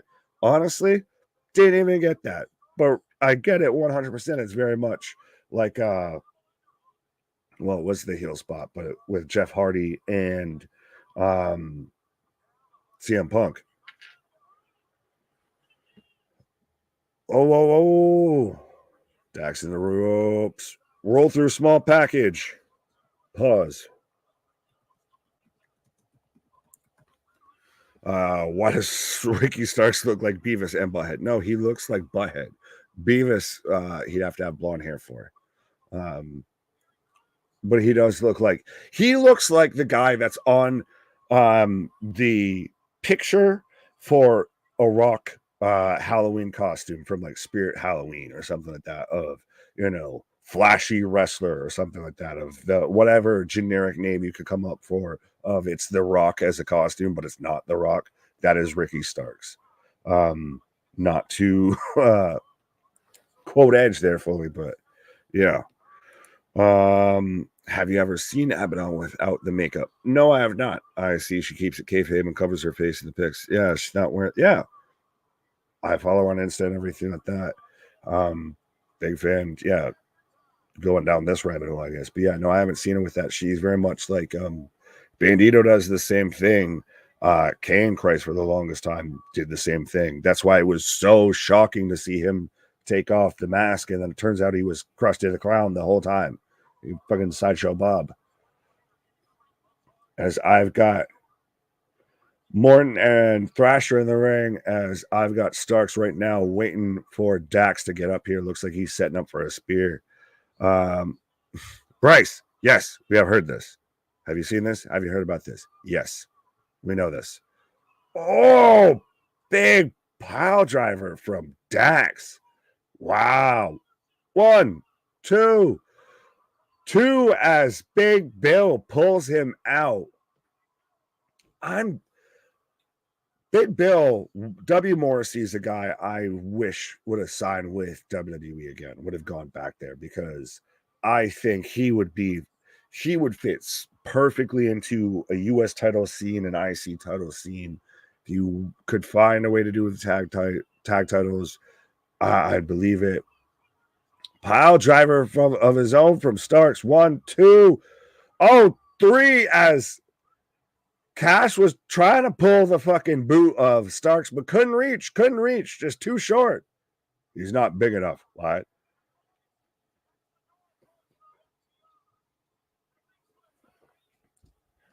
So even on AEW commentary, they say that's the door closing on FTR. What? So why have they been champs and then now they're getting so pushed away from it? As we got a Blackout and then Julia Hart. So they're gonna go. What?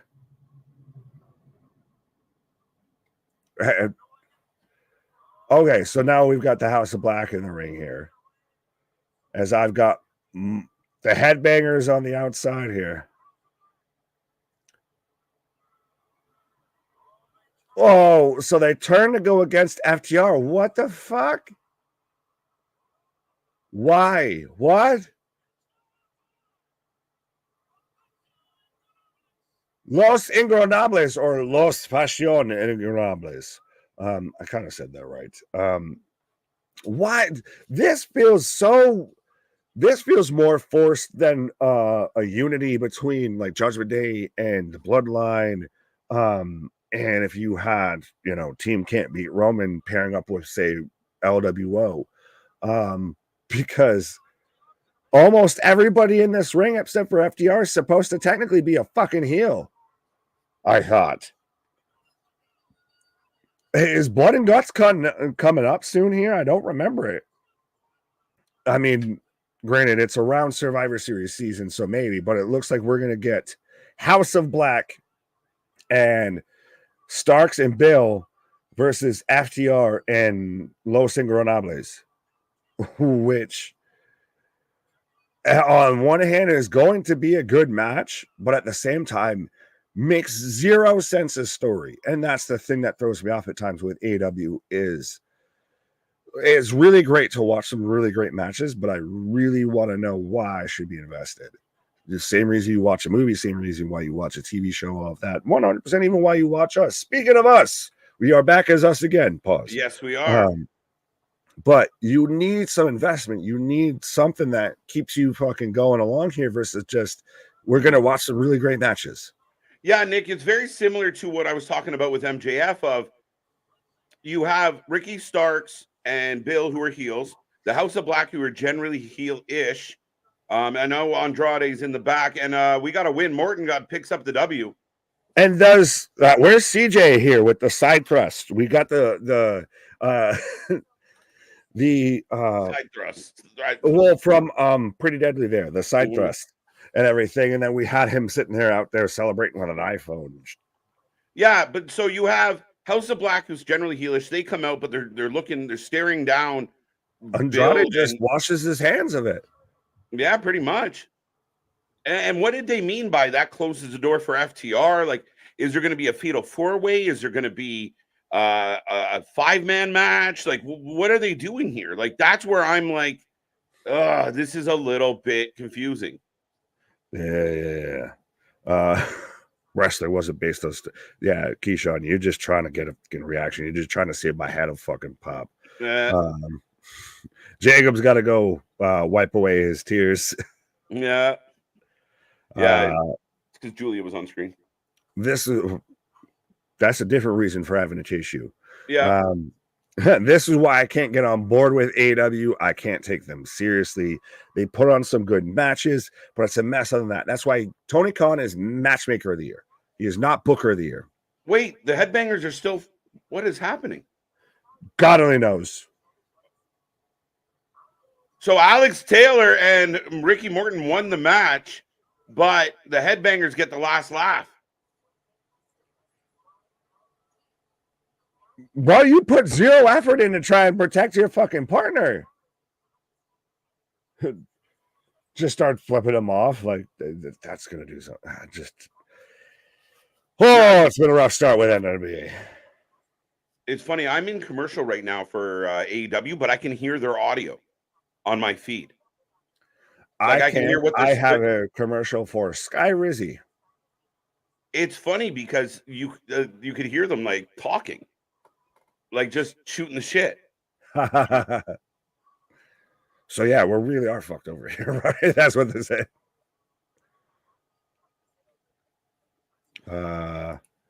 They're fighting tonight. Who? Wait, Beaver Cleavage is still wrestling? Yes, unfortunately. Jason Wyatt. Yeah, he did not bring his mom. She's currently tending to Nick Wayne.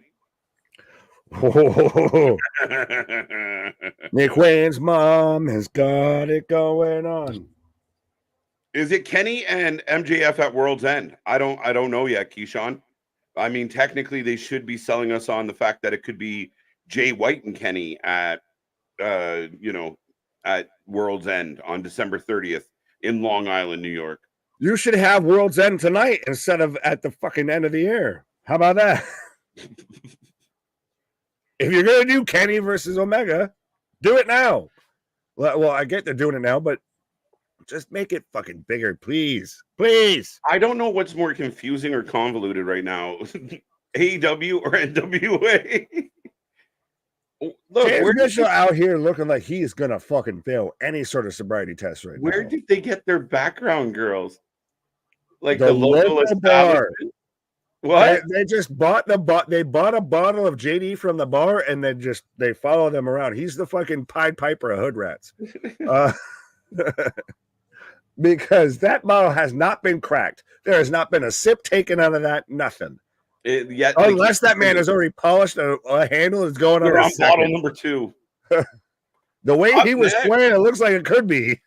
Up next, Black Troop versus Jack Zane in a submission match. Yes, Blake Troop. I will take Blake Troop. I said Black. Oh my God. Yes. Blake Troop. I'll take Jax. Fair enough. I will take Troop. He actually fights professionally. So now we got Statlander talking to the new creepy girls, because now even Willow's got a new outfit. I don't quite understand. Like, Willow was on a pure babyface run. Sky Blue was nothing but a babyface. They're not even interacting with Julia Hart. It's odd.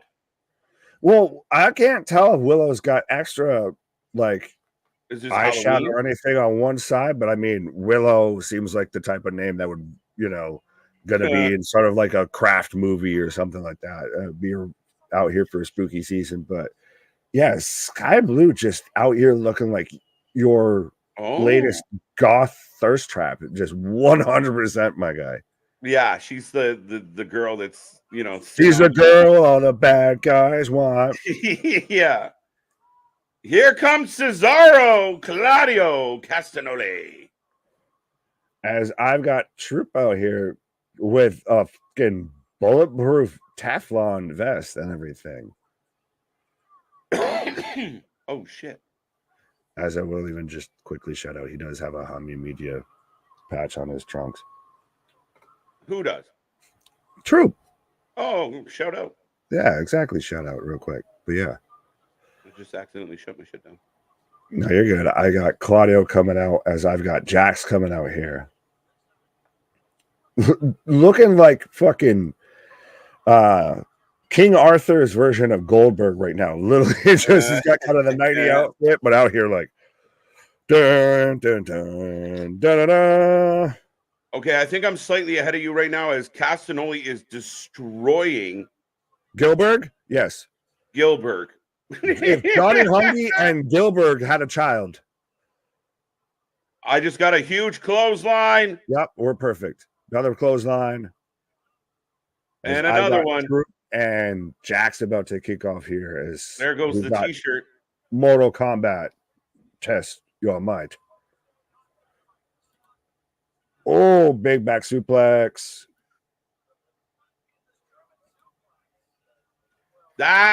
Listen, that's kind of how I wanted Jay White booked tonight. Exactly what we just saw with Claudio is how I feel they should have booked Jay White tonight. Not on AR. Well, kind of on AR. Then book him with Gilbert. Give him a couple minutes, 3 minutes tops. Right? I give you book him with Gilbert. Minutes. Let him run through a motherfucker. Yeah, he's needed that. Yeah, just look like a complete badass. Like he completely annihilates somebody. When his cardboard cutout is almost as over as he is, there's a problem. A little bit. That shows how valuable you are here. The same level of personality, unfortunately. It'd be like if we were on live stream and I was just a cardboard cutout like this, and everything, and just the show rolled on perfectly fine. It'd be like, well, I feel a little insignificant now. Right. Oh, we're getting a picture to the back. So I guess up next will be your main event. We got a good amount of time left on the clock as well, Nick. As Joe's coming up and clapping. Fuck's sake. But no, Joe's been at it. Yeah, I got a Def Leppard. Okay. I'm reading the thing and things on the back. Yeah, we got Def Leppard. I just see a lot of like Tino. Right. But again, like, are we going to end up in a fatal four-way, a triple threat? Like, where is this heading with all these people that want to take down MJF? And I'm okay with, again, we talk about old school wrestling and everybody always had the eye on the prize, Nick. But to completely be involved in the story as it continues, to me, it's just messy. It was just like what we just saw with Los Ingobernables and everybody else. Because there is no story to get them there. There's no anything else. Like, it was great because Macho Man would say going after the IC belt and cut it and still take a dig at Hogan in his promo. Yeah. But that was also because Macho Man was going at the IC belt at the same time. Not just, I ain't doing fuck or all, so let me just start throwing names at a hat. Right. But yes, folks, we are in a commercial break for Collision, and we are still rolling on NWA. We've got a little more serious over the last couple matches. Big slam by Jax. Right. Jason, what up? James asking, is AW just NWA with a bigger budget and more recognizable talent? Like I said, Boston Red Sox. Very, very similar, yes. Ooh, that's not where they wanted to click. John L, what up? What's up, John L? What did Sky say? I can't watch. She didn't say anything. She just sat there and you got to do the. Oh, she did? Yeah, what she said was, what I have to say to Julia Hart is between me and Julia, and walked off. I'd like to see that conversation. Yeah, let's go. Let's figure this out. It might be on Only Stands instead of Only Fans, but I'd like to see that conversation. I'd be out there. Well, like I said, they got to tie it back in. Like, Julia Hart hasn't been around, and you have, I guess, Willow's babyface is reluctant to take on the evil that is Julia Hart, but definitely Sky Blue is becoming Sky Black. Sky Violet. Violet Black. Violet Purple. Violet Purple. She's becoming Deep Purple. Pause. Hey. Yeah, pause. Fine. You can have it. There was rumors going around CM Punk was going to NWA and Billy Corgan afford CM Punk. Could Billy Corgan afford CM Punk? I mean, Billy could, but I mean, it's a huge investment. I don't think so. I think it's one of it'd be the biggest investment that they could do for that entire company. That is the biggest of things. Oh, Jax, it has to pay off. Jack's getting choked out with a strap as we're on Collision. It's like the same thing for me with Impact, where I know a lot of the Impact fans are like, we're going to get him. We're going to get Punk. We're going to get him. And Osprey. We're going to have the best company ever. I don't see it. I really don't. And again, it's always a recipe for disaster if you got one guy making 80% of what the whole roster makes. Like I said, Moneyball, Oakland Athletics, 100%. It's one of those of stay to your fucking lane. And Corgan, as weird as his lane has been, he's taking a path no one wants to take, I guess. Which even he's trying to bring back the territory system, which good luck in 2023. But anyways, it's really tricky, but we'll see. I mean, he's got to make some friends. And again, I just think that I feel like NWA was producing higher level quality. Tim's got a rear naked. Oh, pause. No, he's going for a ride. Electric chair. Yeah. But no, because you were talking about Impact and signings and everything like that. I like this type of stuff, though, more for Impact. It was even reported today because we had Turning Point last night, and they're kind of doing their UK tour to where they signed Leon Slater, 18 years old. He's doing his Billy Starks, his Nick Wayne there. Is old Scott D'Amore signing this kid for TNA on a long-term deal. Yeah. But here comes Kenny, looking all floofy. Floofy. I'm a peacock, and you got to let me fly. Yeah, a flamingo. Seriously. JR is on the booth. I'm happy. Less Tony, more JR. Woohoo. Right. We're about to get at least a solid half hour of this match right now. Yeah, no, I mean, they've given a good amount of time. And again, with a little bit of bleed over, that's even longer. But I still, guys, and you can let us know, what is your prediction for the main event here on Collision? I don't think we get a winner. I'm going no contest. Oh, yeah, just okay. There you go. Just in case anyone was questioning. What's that? Oh, yeah, in case we were wondering. Right. Sorry, I messed up my microphone. He smashed that scarf off the mic so you know who he taken. Didn't mean to. It's aggressive, but I like it. Bold strategy, Cotton. Bold strategy. what if they replace Julia with Sky Blue and Willow?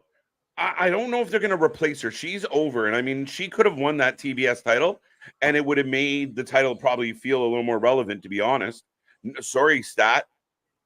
But to see where Julia's gone from being rah rah shishkumba to spooky goth chick, it's the same trajectory to an extent, just different pathway of like with Alexa Bliss, how she established herself as a singles female competitor. Splash, man. Like she was all the rah rah.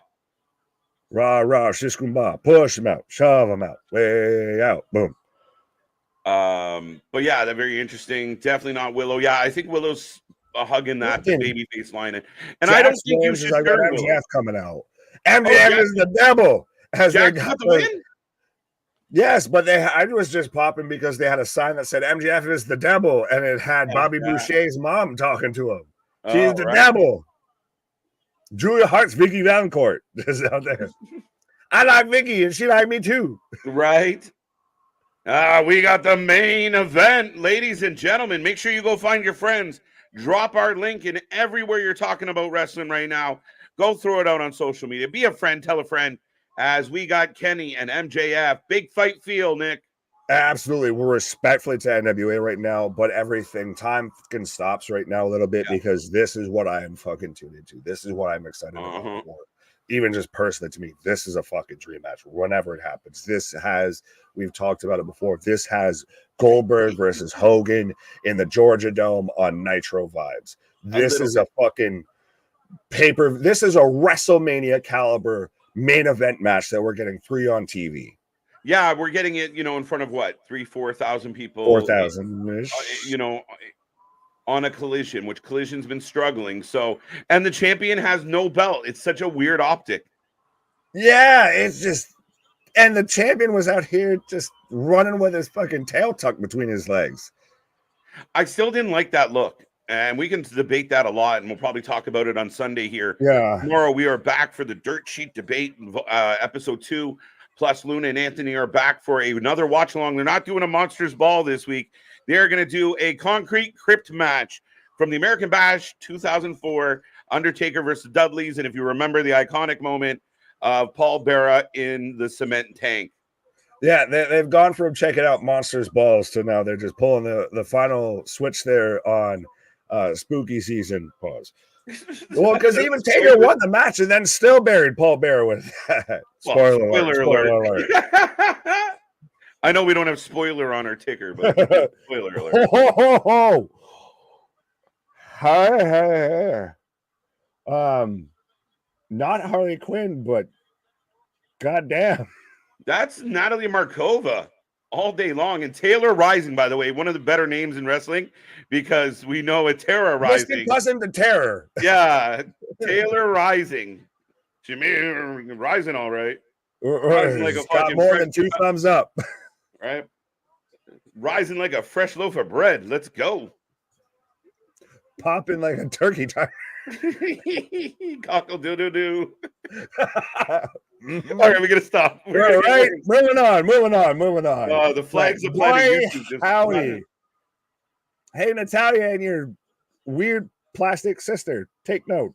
But MJF versus Kenny Omega, did they just say that they're going commercialless throughout the rest of this match? No commercials, and they're gonna fight till we have a winner. Let's go. MJF for the win. VHS triple threat, maybe. I don't know what VHS had said. You can have that. I got Omega.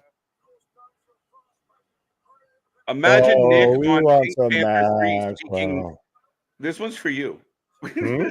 Price Frank. Hamburger and hamburger. Fucking Steve Martin and hamburger. Where did that come from? But you can. I don't know. What did you say about the Pink Panther? I don't know. Were you talking about hamburgers on my break? The burger. I mean, Kenny kind of looked a little bit like the Pink Panther there. There you go. The pink flamingo. Omega looking like Joey Janela. Ouch. Just way better. Wow. Oh, Kenny. Oh, he holds on. He fucked the kick up. That's all right. Look, MJF. that much. There will be a deduction from the Russian judge, but he landed it. He got there. And by Russian judge, he means Dave Meltzer. Oh, Dave making headlines all over the fucking place. Fucking Don't worry, we've got fucking bippity boppity boo bitch on NWA. What the butterball? Oops. Yeah, look, I covered for you, guy. Oops. Did it. Oh, we're getting the handshake. I'm feeling good now. Just got some good news. Bobby, we like when people get good news. Absolutely. 30 minutes left. Yes. And the crowd is lit. Like, I know it's a smaller crowd, but man, it's got a good energy for this. As MJF extends the handshake. Yeah, that plays great when you have an arena that would hold poked him in the about eye. That many people, and it sounds much louder. He poked him in the eye, Nick. See, this is the MJF. They even did the oops. See? If anybody's tuning in for NWA right now, we're probably not going to talk much about it. We have a women's tag match. The Power are taking on MJF on the outside, and it looks like he clipped himself on the apron. And my point exactly. Hard to cover both. Right? Sorry. I got the tope. Yeah, Senton Omega. Con Hero. Oh. Right.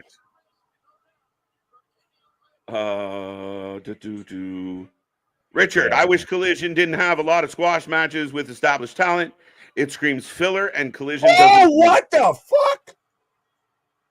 From MJF, he hits a fucking, I don't even know what to call that. The man hit pretty much a standing fucking moonsault over the top rope onto the outside. Look. He's 100%. That shows you 100% what this man can do in the ring, what he chooses to do in the ring. Nick, everything is calculated.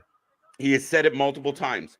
Wow. Yeah, basically. That's this man can get a fucking collar and elbow tie up over as a finisher and can hit shit like that. This guy got a fucking kangaroo kick and a double cross clothesline over. No, you can have that. But he did, listen, he said it multiple times. Just because I can do something doesn't mean I'm going to do it all the fucking time. And I'm being smart, and I'm making, when I have those moments, they're big. And that is why he is the biggest star and the center of AEW's universe right now. He is the pulse of AEW. Not Moxley, not Jericho, MJ fucking F. And if you don't believe me, look how many storylines he's in.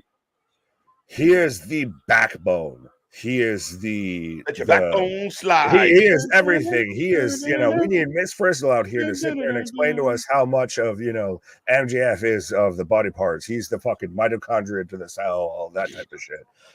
Everything. He Jericho's is diabetic foot. Come on now. What did anyone that I just sounded like a fucking teapot coming to boil right there? But 100%, you got to cut that shit off. Not trying to be funny, but the building that the NWA is in tonight is the type of building AEW should be running. Close. Not safe hacks. Yo, I just got live coverage has concluded. Where? On my feed. For which show? We're watching two shows. For the one that matters. No, I've still got them going. Let's go. I got that exclusive DLC. Fuck you, Canada. Is MJF's AW's 99 Austin. Yeah, no, 100%. Congratulations, Bobby. What did Bobby say? Trey just got the okay to go out of state. I'm going to Sweden. Yeah, you going to Amsterdam? Sweden. Tugau.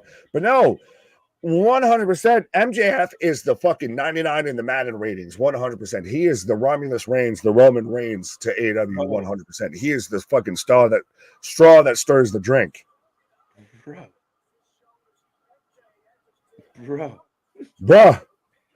Oh, double booty slamming, booty asses. Pause. All the cakes in the face. Why would that happen in my life? Oh, Snapdragon suplex. Oh yeah, keep making it sound exciting. Go, go, go. Yeah, exactly, 100%. Because it fucking is. Goddamn it. There you go. I don't know. KJ remembers that song. Let the backbone slide. Canadian. I actually hung out with Maestro a couple times. But yeah, Canadian. I have no idea. You don't know? Yeah, come on. That's a '90s gem, buddy. I'd have to take a pause and check it out to probably refresh my memory You here. But know I've got it. do it. Let your backbone Oh, little fucking sidekick to the fucking shin of MJF. That was really fucking good. He like hopped up like he was going to hit a famouser and then turns it into a bulldog. Does Kenny on MJF here. Motherfucker. Yes, we know Matthew Perry has passed away. We get it. Oh no, when you on your pause, I got like 10 comments in a row. I'm like, yes, we know. We've addressed it. T's and peace. What the fuck do you mean it has concluded? It's still on. Blame Canada with all the popping heads to full lies. Blame Canada. Oh my god. Oh, Omega dumps MJF onto the outside as I've still got like almost 20 minutes, my guy. I don't know. I'm about to remedy and try and get yourself adjusted respectfully. I'm making the adjustments as needed right now. Fair enough. I'll keep talking as keep talking. I'll keep as we're not going to cut to commercials. It looked like we're going to get to a commercial as Kenny's dapping people up. We've got Spirit Halloween, Harley Quinn taking control right now on NWA. Don't even worry about that. I was going to say, keep an eye on that. my God, a Sting. No. We know. Pretty Empowered got cakes. Yes, they're opening up a whole bakery as Omega with a double drop kick to the back of MJF. And I just saw one of the ugliest back body drops ever. No, you're fine. But this still does, going back to what we were talking about before, and Big Fight feels on this Saturday night and everything. This has a little bit of that Ngannou Fury vibe of like, MJF's going to win, but there's still that part of your mind that's like, but what if? But what if? Yeah. And I think with the moonsault, knees up. Omega goes for the moonsault. Tony tried to call it a shooting star press. Boy, howdy. Wrong. Knees up. But yeah, there is that part of your brain that's like, but what if they do it? Well, with Tony, you never know. Like, I didn't, we've had things happen where I'm like, oh, I did not see that coming. So he could decide, you know what? Kenny's a bigger draw, and we're going to have Kenny versus Jay How White. much is he into his sack? Pause. Well, let's ask Meltzer. He seems to know. Well, no, Meltzer's been turncoat. Meltzer's doing the fucking Grandpa Simpson. Does your mother know you work here? And then just turns around and goes right back out the door. MJF doing the 10 count spot in a corner. He's gonna bite him. What is that weird to build up like a babyface spot of like, I'm gonna bite him? Like, I mean, I'm okay. Just like low blows him. Yeah, it gives me Roddy Piper vibes when like people used to cheer when Roddy Piper would throw a thumb, right? Like, I don't mind him kind of playing that like your scumbag, but he's got to stick to it. Oh, we're getting the kangaroo show. Your favorite, bro. I don't like you coming out. Ultimate Warrior. Ouch. Pretty empowering, new age. Yeah, they got the beautiful people vibes. I mean, maybe I'm just a little partial, but yeah, no, they definitely got those vibes. You can have this. Granted, he didn't lose; he actually won. But 6'9" bag of milk lost to Ngannou today. No, he won, but yeah. Kenny wins by DQ. No way. I'm looking at the football game now. Which football game, my guy? And looking at you guys, the game is better than you, baby. Well, why you gotta say that? Do I need to put on some lipstick? Is it the blush? Do I need to put on some more makeup? What game? Yeah, facts. The Kenny Powder Omega Puff Girls out have for the won, Golden by the way. Vampire, Chris And Jericho. still, And who cares? Oh, MGF eats the fucking announce I desk cannot there. believe this is happening. It's the power of the scarf. I don't know what to tell you. Kenny, are we looking for furniture here? But this would be a disqualification, sir. Last I knew, this was not a no DQ match here. Why do I keep looking at this man at the end of the commentary table on NWA and thinking he's LMFAO / Jimmy Hart? Because he's highly distracting and he looks like both. He's Excalibur without the mask. Right? The Burning Lake Brawl coming up next on NWA, by the way, folks. Yeah, I'm a fan of actually both these guys. I kind of like the Thrillbilly. Granted, I think we just saw his little cousin, TT, out there refereeing the match earlier there. But I do like Chris Adonis, aka Chris Masters. There was rumors that he could have gone back to WWE when they signed Carlito. Backslide for a 2 count. As I've got Masters / Adonis coming out right now. Man still looks good, even though you can clearly tell he ain't on that juice anymore. But so wow. This has been a hell of a match. I'm still flabbergasted that we've got like 15 minutes to go before even time runs out, and we still might go over. And I feel so sorry for you. I'm coming. That's what she said. So I got the quote MVP's entrance song. I'm coming. Yeah, so I got a repeat it. We heard you. I'm just making sure you knew. We all know. We don't need to know.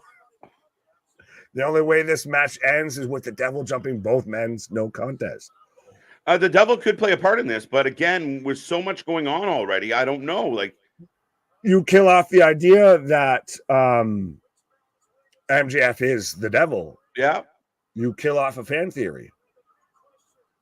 Absolutely. Trey, who do you think was wearing it? Who do you think? I still think it's Adam Cole in the group. That's 100% what I think. That's why he was MIA. He was the only one not in the segment. I still think it's Adam Cole. The greatest. I think it's obvious and silly. That dragon suplex onto the ring apron,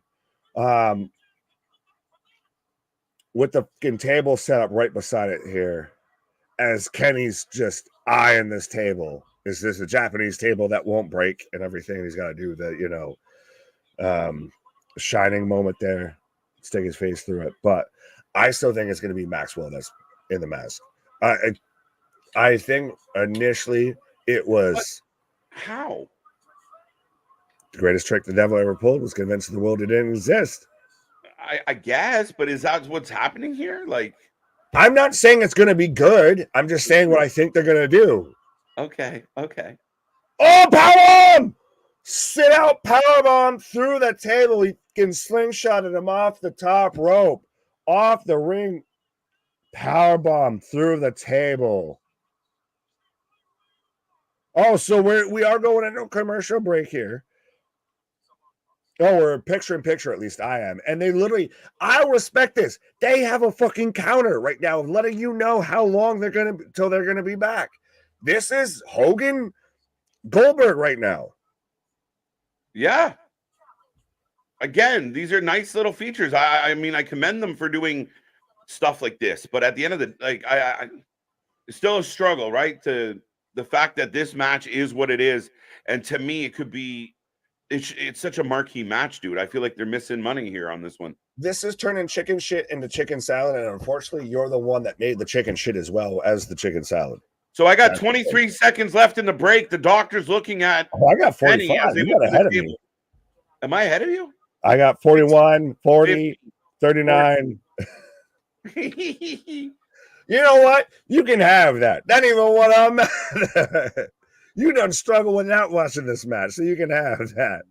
Dude, my heart stopped when all of a sudden, like, my feed literally came up. This show is done, and they kicked off Phoenix Suns basketball? What the fuck?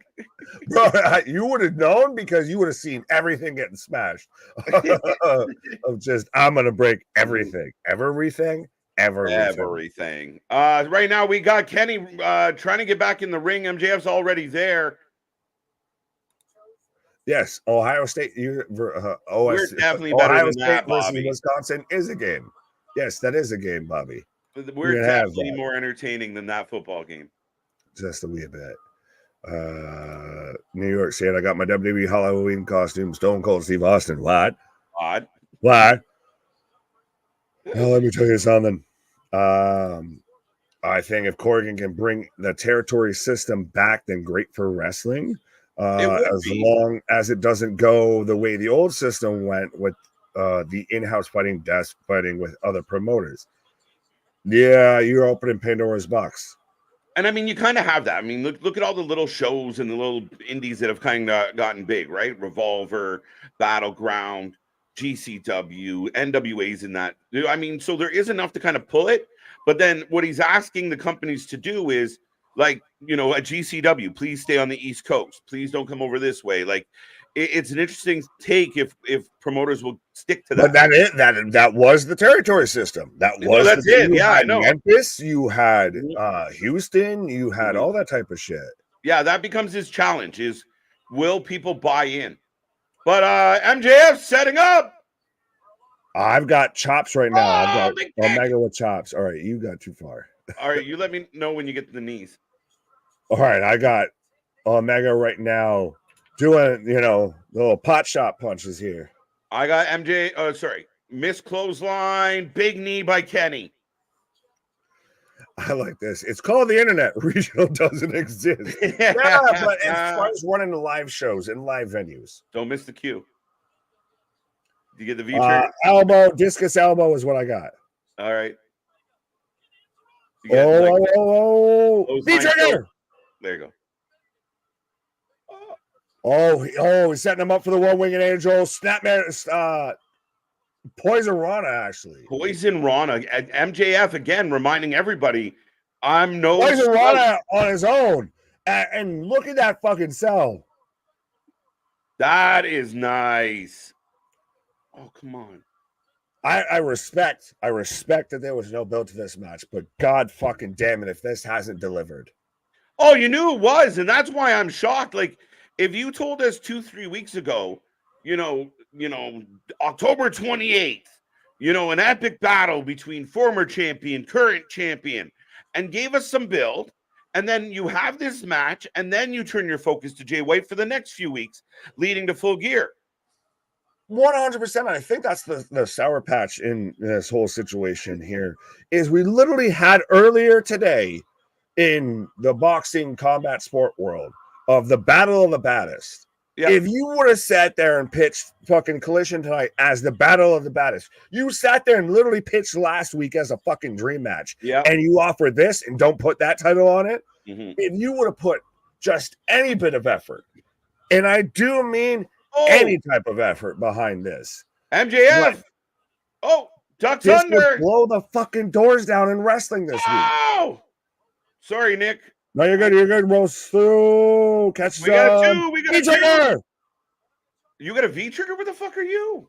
I am right now to where I got both men down after a near fall.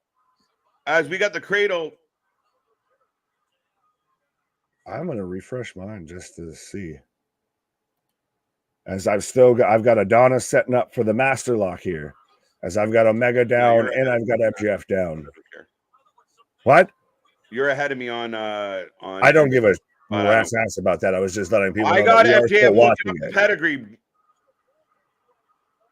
Oh, shoulder breaker. So I've got MJF right now just staring at Omega as they're both getting to their feet. Are you there? No, that's so. Let me know when you get the double hooks. I got the hook right now. Up the pedigree. Okay, so you're right behind me. Let me know when you get the suplex. The shoulder breaker. Shoulder breaker. Watch. Big reversal coming up. You sound like the fucking agent booking this match. Getting twist out. Fucking suplex. And we've still What got 8 a minutes before we even match. go off air. What We're probably a going to run 10 minutes over. Pile Fight driver. forever. Fight forever. Foot on the rope. Fight Foot on the rope. forever. Let's go, folks. Foot on the Give rope. us some flames. Give us a thumbs up. Give us some love. Let us know how you're feeling about this match right now.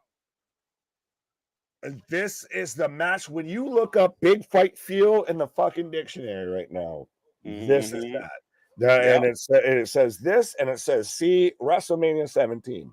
That's about it.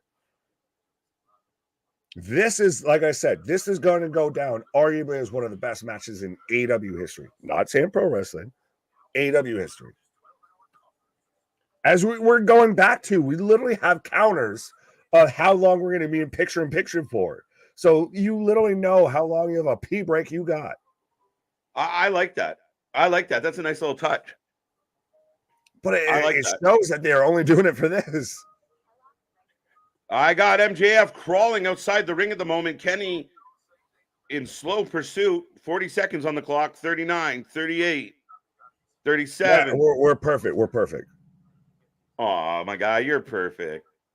Oh, wait, I think my shit will do something if I do that. No, we don't need to be Mario Yamasaki out here getting fucking fired by Dana. Worst official in UFC history. Is he dead? Keep swinging. Keep swinging. Get him, Mario. What? Better than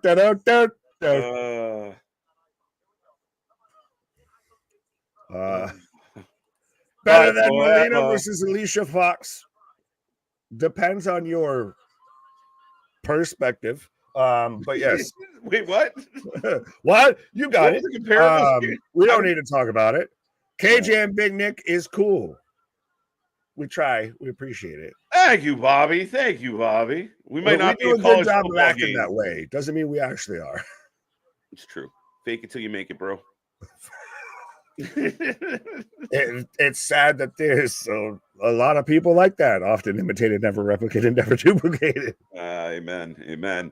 It's Brett versus Sean at Mania 12 over again. This match is epic. Yo, this is match of the week for sure.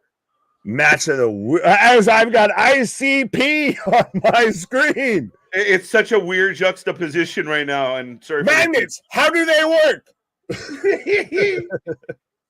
I got this epic match going on. I look down and Violent J is talking to me with polka dots. Box of plenty. Many, many boxes. Like my brain's like, what is happening? Is this real?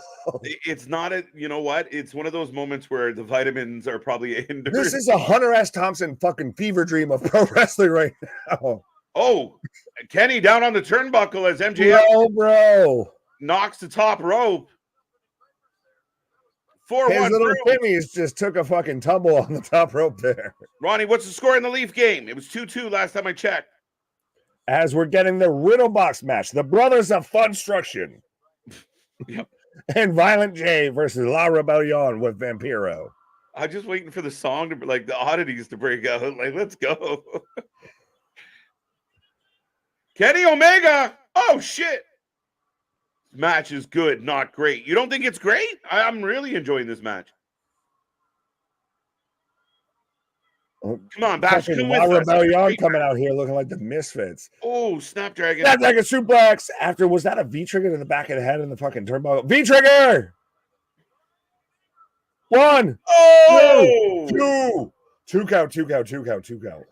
This is why I want Kenny Omega to spend less time with the Young Bucks and less time fucking around with 6-man matches. Because when you put him in singles matches, he reminds everybody he is worth some of the hype. He is not. The naysayers that say he's all hype are wrong when you watch shit like this.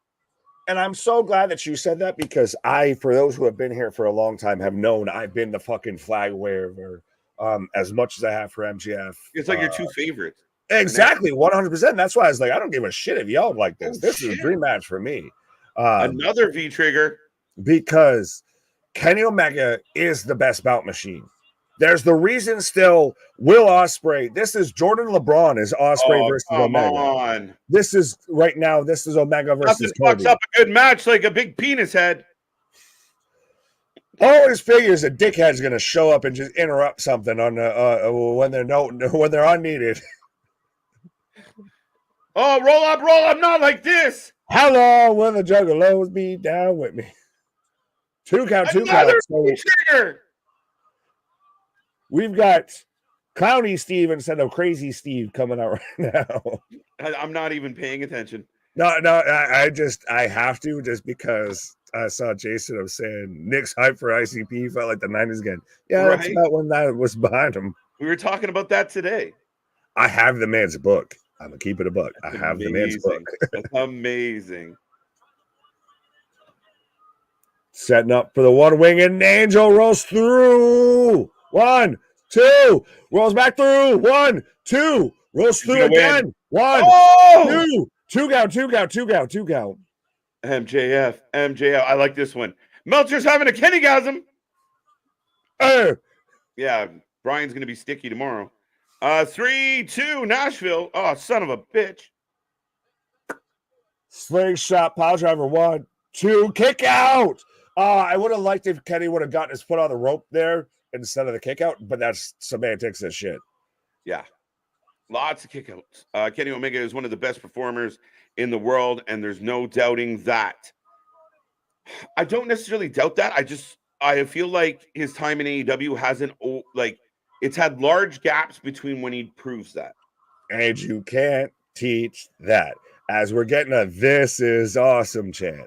100%. It's Don Callis. Yeah, let's go, Max. Where did Don go? Don Fallis. Well, he shriveled up like most dickheads tend to. Jump around ICP. Wait, what? No. We're going to do jump around ICP? No. Oh, wait. He touched. That was 3. What? That was 3. I was like, did I just hear a 3? What? Dude, that was paper thin. Oh, Cheeky Nando's kick. Cheeky Nando's.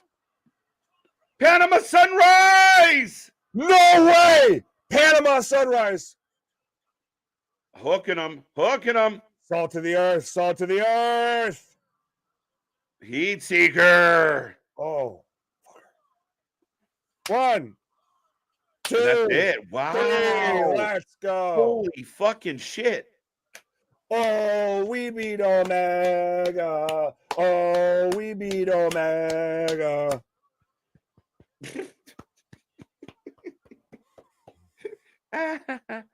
What a night. I cannot believe MJF took a clean win tonight over Kenny Omega.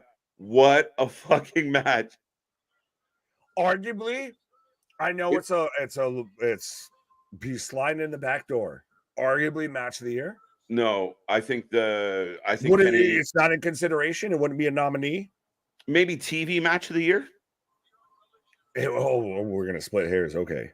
Yeah, well, I just don't think. I think it gets. I think it would be further down the list for me. And again, it's just because look, they're showing all the people that are mad at MJF. Wardlow. What the fuck? This man just came out of a workout. If you know it was House of Pain, so then why the fuck did you say it the other way? Funny as shit. Who are you trying to impress? A juggalo. Hobbs, okay. Boy, in the name of Big. So is there gonna? I feel like we're setting up like an elimination chamber. They're gonna do like the Russo style elimination chamber where they've talked about. I've heard murmurings that they do something like that. The Bullet Club. So they're building this like MJF is the center of. He is the sun of which we all rotate around. Pause. This match is crazy. Let's go, Team Violent J, just in the middle. Fuck it. Right. If that's the match we're talking about, that's crazy. Shaggy too dope. No Shaggy, just Violent J. But she caught me on the counter. Wasn't me. Nick felt something in my room. No, I didn't. Accusations, mother. What the hell? So many false finishes. This is nuts. Now MJF is raising Omega's hand. So on Dynamite, we're getting an 8-man tag main event of the BCC, the Bang Bang Gang, versus Kenny versus MJF and Three mysteries. TBD. The EVPs, buddy. Fuck. But I will give them credit. They advertised it as the main event of the show. To me, that is great. That is what we're asking Tony to think smart with. Don't open the show with MJF in some tag match. Make it the main event. Tell everybody it's going to be the main event. And then you thread your champion through the show. I will give them full marks for that. What a match tonight. A great match. And yeah, dude, it is going to be, I kind of foo-fooed it. But yeah, it's definitely one of the top matches we've seen in a long time. Yeah, but if you're going to have MJF pair up with the EVPs in an 8-man tag match, is that kind of not like a fucking barnacle attaching itself to the fucking speeding ship throughout the fucking ocean here? This is the shit that's actually moving, and we're just gonna be hit your wagon. Let's go, right? Yeah, maybe. You're right. Hit your wagon because you ain't shit. Nothing hot going on with you. Folks, if you want to give us a rating out of 10 on Collision, we are all ears. Let us know how you feel about Collision tonight. We will remind everybody we are still watching NWA. We got Violent J in the ring right now. Yes, Violent J. We're still watching. I'm gonna be down. I'm gonna be. Who won? MJF, Maxwell, Jacob Friedman. Yeah, dude, I'm shocked. Is anyone else out there like me surprised that it was just, the Don Callis spot, Nick, completely irrelevant and shouldn't have happened. They didn't need that spot because it didn't lead to anything. Would you agree with that? Oh, absolutely. He was just there because he showed up in that little video package that they had before. Yeah. He was there and then wasn't there. Yeah, and to me, it just it was just the tip, just for a minute, just to see how it feels. Yeah, fuck it, yep. You got me. But yeah, if he had come out right before Kenny got pinned, fine, okay, then Kenny got distracted. But it happened several minutes before, and a bunch of shit happened after, so it didn't matter. Yeah, if he would have came out, say, as Kenny gets pinned, and he's still just looking at MJF. And just starts clapping. And I don't know what device you went to. But dude, I just changed it over. I literally went from a classic, one of the best TV matches of the year. And now I got garbage cans and face paint everywhere. You got JCW. You got Juggalo Champion Shit Wrestling. And I did emphasize a certain part of that because that's how they labeled it. Yep, pretty much. Hey, dude, remember that fucking Backyard Championship Wrestling? I had the original game. I don't know if I had a second one. Yeah, that game was hard as fuck to play. No, that was more fun to play than AEW Fight Forever. I will say that. Oh, yeah. Easier to play.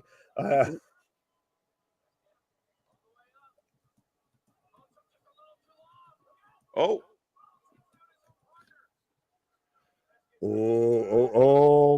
Okay, so Jay and Vampiro aren't actually in the match. Okay. Yeah, no, they're just managers at ringside here. So we've got the Brothers of Funstruction versus La Rebellion. Right. La Resistance lives on. Oh, this is, by the way, a Riddle Box match. Shout out, I guess. That was third or fourth Joker's card. Yeah, I'm that level. But so we've got the Riddler's box getting opened up. All right, riddle me this. Riddle me this, Batman, as we've got another Jack-o'-lantern. Of course. And of course, the bottom's cut up. So we're going to go from one show where someone wore a fucking jack-o'-lantern to lose the match to another show to where someone's going to wear a jack-o'-lantern to lose the match. Now I'm watching Tales from KJ's Neck of the Woods, Highway Through Hell. What? Bryce, I don't know what you're popping, but I'm fair enough on you. KJ Nick, remember when ICP'd with Eminem? Yeah. Slim something or other. I know what you're talking about, but I like being on YouTube. How the turns have tabled as we get the double V trigger onto the jack-o'-lantern from La Rebellion. See, what did C Money say? Sting's final match should be fun. No. Don't you put that evil on me. Sting versus Ryback. No. Don't you put that evil on me. Brothers of Funstration. They're the men of Funstration, if you can put two and two together, because that's how painful this fucking shit feels. We literally have a fucking pie spot. Oh! Literally, Maris just ate the pie. Pause. Now we've got a balloon spot, and boy, howdy, is that this man just saw the balloon popping on his fucking face like a goddamn steel chair. And this is such a juxtaposition to go from MGF versus Kenny Omega to this. So I will 100%. If you have not give us a rating on how you feel about AEW Collision, even if it's just MGF and Omega, how you feel about that.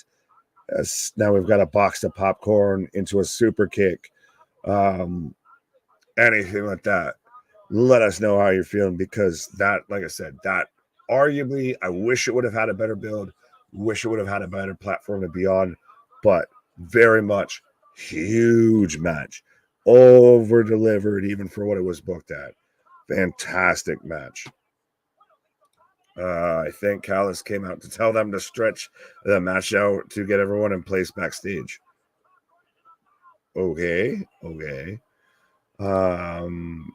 Strong last match should be against Sting's last. No, it shouldn't. Sting's last match should be versus Moxley, and Mox take the L. No. Double no. Why? Sting versus Edge, possibly. I think that is the most likely out of the matches that has been proposed right now. That is the most likely of it. No, that's as much as it should be. It'll be Darby. Yeah, it'll be Darby. That's going to be the match. As we're getting Violent J and Vampiro right now, about to square up in this ring. And this is what happens when you book two clowns for your kid's birthday and they show up at the same fucking time, I feel like. Seriously. Can boot to the face from Violent J on a Vampiro. But no one hit Vampiro's music, so does this count here as nail in the coffin? AKA kind of a Blue Thunder driver. So Violent J just won it. He wasn't in the fucking match, but he literally hits one move on Vampiro. The man who was sitting there talking all this shit in the pre-show hits one move and turns around and picks up the win. As literally even the commentator says, one of the most chaotic matches you've ever seen in the NWA. And boy, howdy, if the shoe fits, you might as well can wear it, because that's a shitty trip to the circus, I feel there. Of literally Violent J, who wasn't in the match until the last 10 seconds, picks up the win, as one man still got a horse collar of a pumpkin around his neck. Like I said, this is very JCW, very GCW even, pro wrestling. When you think NWA and you get the images in your head of Harley Race and Dusty Rhodes and Ric Flair. And what is a juggalo? A juggalo. Oh, right. You do not picture this.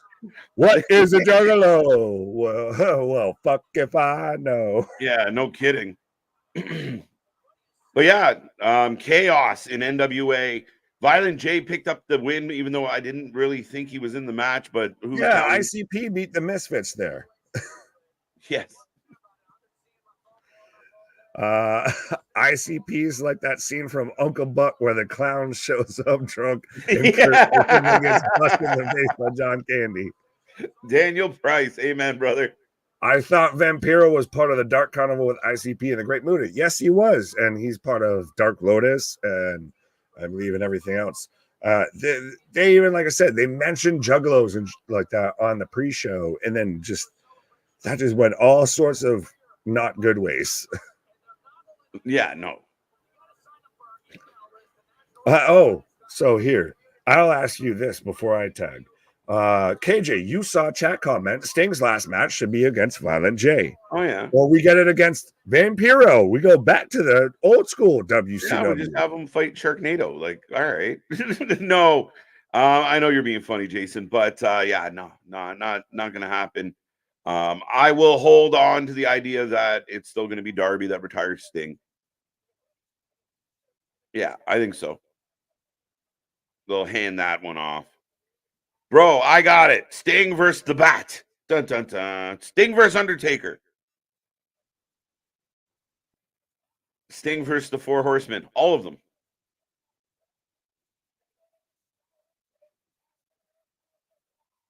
Oh, here's here's Pastor Mitchell.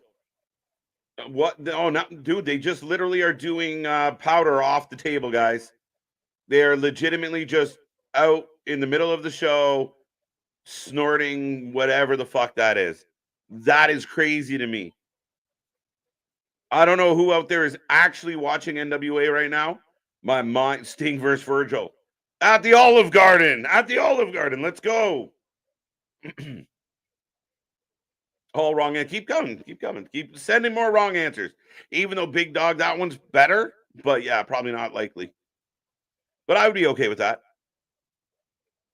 Yeah, literally the Gimp and the Street Ladies and yeah, James Mitchell are deep into the booger sugar.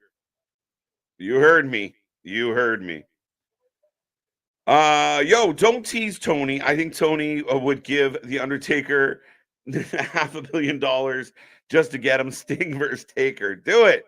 Fucking do it. All right. If you got the money, do it. Nick went out like a mute. Like he's got the paws down to his science.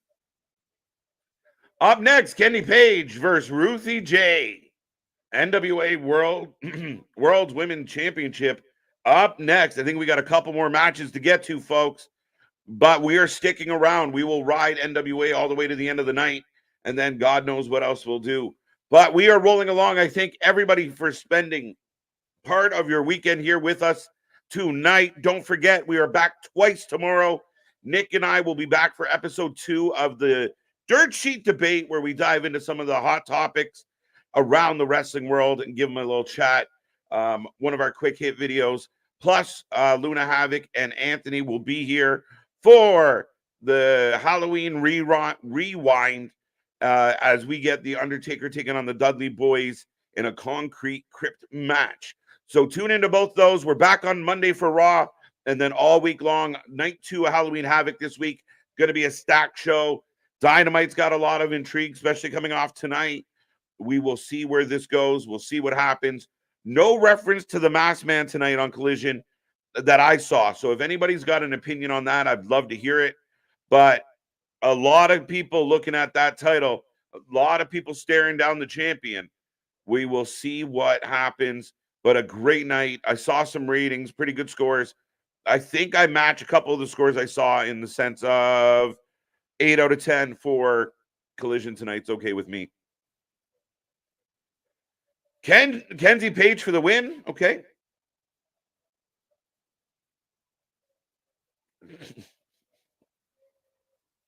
Nash and Sting versus FTR. Nah. Oh, there you go. There you go. Yeah, I'm shocked. That was a thing that they highlighted. like right in the audience. Like I mean, again, I by no stretch am I uptight about anything. It just blows my mind. Again, when you talk about Billy Corgan wanting to compete with the big companies and excited about his TV deal, and here you are on a pay-per-view, and the host of the pay-per-view is blowing through powder in the middle of the show, and you take time to make that a thing, like you give them time on TV to do that. That to me strikes horribly odd. Undertaker's too loyal. Oh, he wouldn't apply again. If he was, I still feel like the Undertaker deserves one more match. It would not be in AEW. I would bet the beard on that.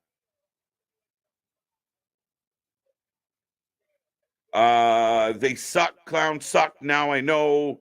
Now why my cousin hates. You don't hate them. It's your cousin. Your cousin hates them. Well, we get the match kicking off. Kenzie. I think the champion might retain here. I would love to see Sting versus The Rock back when they was in the prime of the 90s. Yeah, I mean, a lot of people talked about because Sting held out so long and he was so worried about what the WWE was going to do to him and his brand. And so he held out. He held out. But I feel like we did miss out on some opportunities there for sure. And again, I mean, I think a lot of us talk about the idea that, you know, Sting at his prime against the Taker at his prime would have been that epic meeting of the dark sides. Oh, backslide. All right, good start, good start. 4-1 Arizona, top of the 8th. Oh, wow. Go Arizona. Jesus. Kenzie Page for the win. AJ Styles would be cool as the Bullet Club. Interesting. We'll see. We haven't seen much of AJ. Kenzie Page for the win. I'm with you. Realistically speaking, if TK brings back Jack Perry, or hell, even go with Ricky Starks, have a young heel and Sting so you can go young heel versus Darby. Yeah, JV, not a terrible theory, not a terrible idea. I just feel like even the other night where Sting took the time to praise Darby, tell everybody how wonderful Darby is, to me, it amps up. And you know what? I'll be honest. Let it be a heel turn. Screw it. Let Darby be the heel. You know, tired of this man. Get out of here. AJ's pretty much outright said he's gonna retire in WWE. Yeah, he's on the gravy train, right? Like he's making good money. He gets to be around his family a lot. He's not booked heavy. He's not expected. Like if AJ Styles went to AEW, he'd be expected to, you know, be AJ Styles of old, and he's not that guy anymore. Don't believe anything you see in wrestling. All right, deal. Not a chance in hell they do. No, yeah, right. Like, what are we thinking? Like a fucking an episode of Narcos just broke out in NWA wrestling. Like, I don't understand. How did we get here? Why is this happening? Why would you take the time to do that? Sure, okay, they were passing around a bottle of JD. You know, Mitchell's having a time, enjoying being the host of this pay-per-view. But I am absolutely shocked that you would advocate, especially in 2023, but to advocate and highlight hard drug use like that, I'm surprised. I'm surprised. Sting versus Rick Steiner. There we go. There we go. That's deep history. That's long ass storytelling, Corey. Just like Abyss versus Kane, KJ, but he now in WWE as a producer. Absolutely. I mean, Abyss, again, I think there was a lot of dream matches potentially set up for, you know, Kane or Abyss. And again, it just was, he was very loyal to Impact Wrestling. I don't even know if he physically can still go, Abyss, that is. I know he's a producer, but if you said Abyss, we need one match out of you, could he do it? Or how broken up is his body? He put himself through damage. It sucks we never got HBK versus The Rock. Fair enough. Fair enough. I mean, probably could have taken that one. KO should be Bullet Club 2. Interesting. Now, a lot of rumors, and I've been talking about it a lot. KO, I mean, looking heelish, acting heelish, beat up some heels on Friday, so maybe not so heelish yet. But I still think that we're leading towards a heel KO somewhere along this line. Khan wouldn't bring Steiner in because that's a valid point, Daniel. He did kind of fuck up. Ricky Starks versus LA Knight, Rock versus Austin in 2024. Valid. And JV, Ricky Starks is one of those guys. It's funny. You showed Wardlow, you showed Joe, you showed Hobbs. I could see Hobbs ending up in the WWE. I could see Wardlow 100% going to WWE. And I think Starks has WWE written all over him. Like Starks is that guy that if you want like the Jade treatment, I think Starks is the guy that could go out and grab that opportunity. It'll be very interesting times in 2024 for Tony Khan about who he loses. And if you lose Starks and Wardlow and whoever else, and you've already lost Jade, you can argue that you let Pillman go.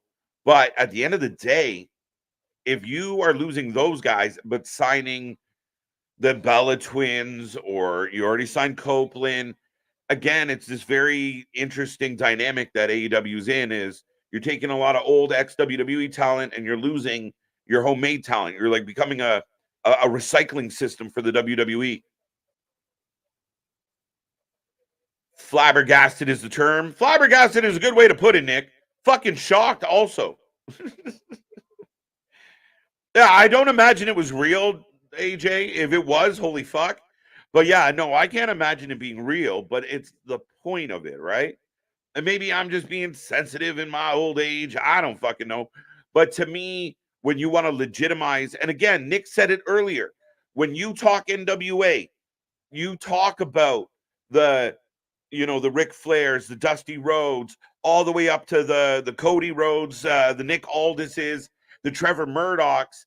And lately you've had, all the shit with Titus. Still one of the most clicked on things on our channel is the funny video of Tyrus, not Titus. And then you get this night of a pay-per-view. It's all over the place. And I'm okay with over the top. I'm okay with a little bit of hokey, but the whole show ends up being kind of a hokey vibe. So to highlight that, fake or not, it was really stupid. I really don't think it helps you legitimize your company. And the argument some people might make is, well, KJ, all the wrestlers back then were doing that shit. Not on TV. Not in public, unless you're fucking Hacksaw Jim Duggan, which you saw how bad that worked out for him. Wait, there was Jack Daniels and I didn't get any? How rude. Right? JV wants some JD. Could have been candy. Could have been anything. But they were snorting it, whatever the fuck they were. A fucking bag full of Ritalin so they could all focus. 1, 2, 3, it's over. Okay. Kenzie Page, still women's champion. See, so here's the knock. That was a very flat, average match. Coming off the heels of a circus match with juggalos and vampires and oh my, then you the host of the show ripping lines on mid-show, and then you go to a women's match, you want to, and a very kind of meh, an afterthought of all the chaos. But Kenzie Page with a big win. Not a bad match overall, just not great. Tonight. Ric Flair will probably wrestle another match in AEW. His last match should be with Double J. Fuck no, Keyshawn. No. At the end of the day, man, listen, Nick and I watched Ric Flair's last match live. That man passed out twice. He lost consciousness. And he said, well, I was dehydrated. No, you're fucking old as dirt. I love Ric Flair. The entire time he came out on Wednesday, I had a smile ear to ear. A huge fan. To me, a GOAT. The Mount Rushmore has to have Ric Flair on it. What a career. What a legend. I say it. He's the Hugh Hefner of wrestling. He's done it all, seen it all. But just stop. Like, it really is. Like, and again, I know his sentiment of, well, what if I die in the ring? Tony Khan does not want to be the guy that booked the man who died in the ring. And we know the other company has made a couple mistakes in that estimation. You do not want that on your record. You do not want that blemish. That type of thing is stuff that, networks cancel you for in 2023. Ric Flair goes out there and drops a heart attack. You might not have a TV deal next week. So I would proceed with caution in that one. I really would. You have him come out as a manager. I don't even know if you run him a spot, but you just have him there as support, as clickbait, but you can't put him in a match. We watched his last match. It's sad. Sad. Plus, at his actual last match, Undertaker was there, McFoley was there. A bunch of names showed up and gave him his flowers. If that happens in AEW, it wouldn't be the case. But up next, Blunt Force Trauma taking on Knox and Murdoch. Your NWA tag titles are on the line, folks. If you're still making predictions, make them. A Knights of the Round Table match, if anybody's keeping track at home. I do too. I hate clowns. They suck. Yeah. You want to talk about sucking? We never got Angle versus Brett. JV, that's a good show, man. Yeah, I mean, two technical wrestlers, two technical geniuses. Speaking of a technical genius, as he puffs, hurry up. I'm a master in smoke on no. I wasn't ready. What in the name of Gandalf, though? Fucking Merlin coming out right now. This is a Knight of the Round Table, so it is Merlin. Holy shit. Oh, look who it is. Oh, it's Eric Smalls. I thought it was Hornswoggle. My bad. Is that fucking Tyron Lannister coming out right now? It's Brad. But I didn't know Billy Corgan was such a big fan of Eric Clapton. Oh, shit. When if you can connect the dots, then you're not on what you shouldn't be on. EQ or EK. Interesting how the WWE have limited certain moves due to injuries, but you still see them in other promotions and video games. Yeah, but they have a short list of fucking moves that they could do, and even then they still get adjusted. Yeah, and again, it's time and place, and I don't know. Like, I mean, they ban a few things, but then they seem to change it. We still get the Stomp came back. Yeah, well, and we've seen the Brainbuster and everything like that. Is we've got just random queen out there. Just smile and wave, boys. Smile and wave. And again, them being in other promotions, fine. That's okay with them. The moves being in a video game seems irrelevant as an argument because we get a lot of things in video games that we don't really do in real life. I was going to say, for those who can't figure out the difference, video games are not real life. No. Newsflash, spoiler alert, but just so you know. But I mean, dude, if you have, with the investment that WWE puts into the wrestlers, being cautious about what moves they're going to take and try and pull off, I mean, I get it. The days of Brock Lesnar landing on his face doing a shooting star is not still here. Yeah, that's great, Brock, that you can do that. You can hit it 1 out of every 15 times. We don't need to hope that you hit it that one time. Like, no, it's not going to fucking work. As I've got Knox and Murdoch in the ring. That sounds like I'm too old for this shit. In the ring right now. That's their tag team name for me. That's what their tag name should be. I'm too old for this shit. Blunt Force. Well, speaking of too old for this shit, we've got Mac. You know what's the Mac militant? You can hide that face, but you can't hide them tattoos. Right. The big story here is no Aaron Stevens with Blunt Force Trauma tonight. Dun dun dun. He retired. He was their manager.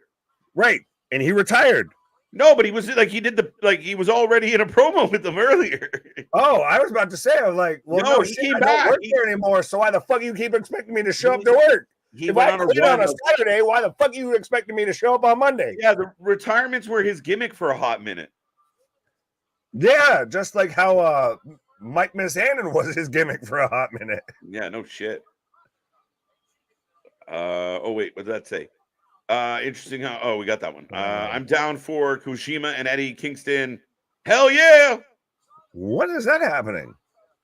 I just saw it actually. Is it on New Japan Strong? No, it's. Let me pull it up. I just saw it. Oh wait, I might have just bumped you. Shit. No, you're fine. Oh no, I bumped me. And second dude in mask is Nick. I fly a rocket. Well, I guess I could call you fucking Benjamin Franklin. I'm a rocket man. What the fuck just happened? Oh wait, my shit started. Oh. Yeah, my started like stop. So I'm like, what?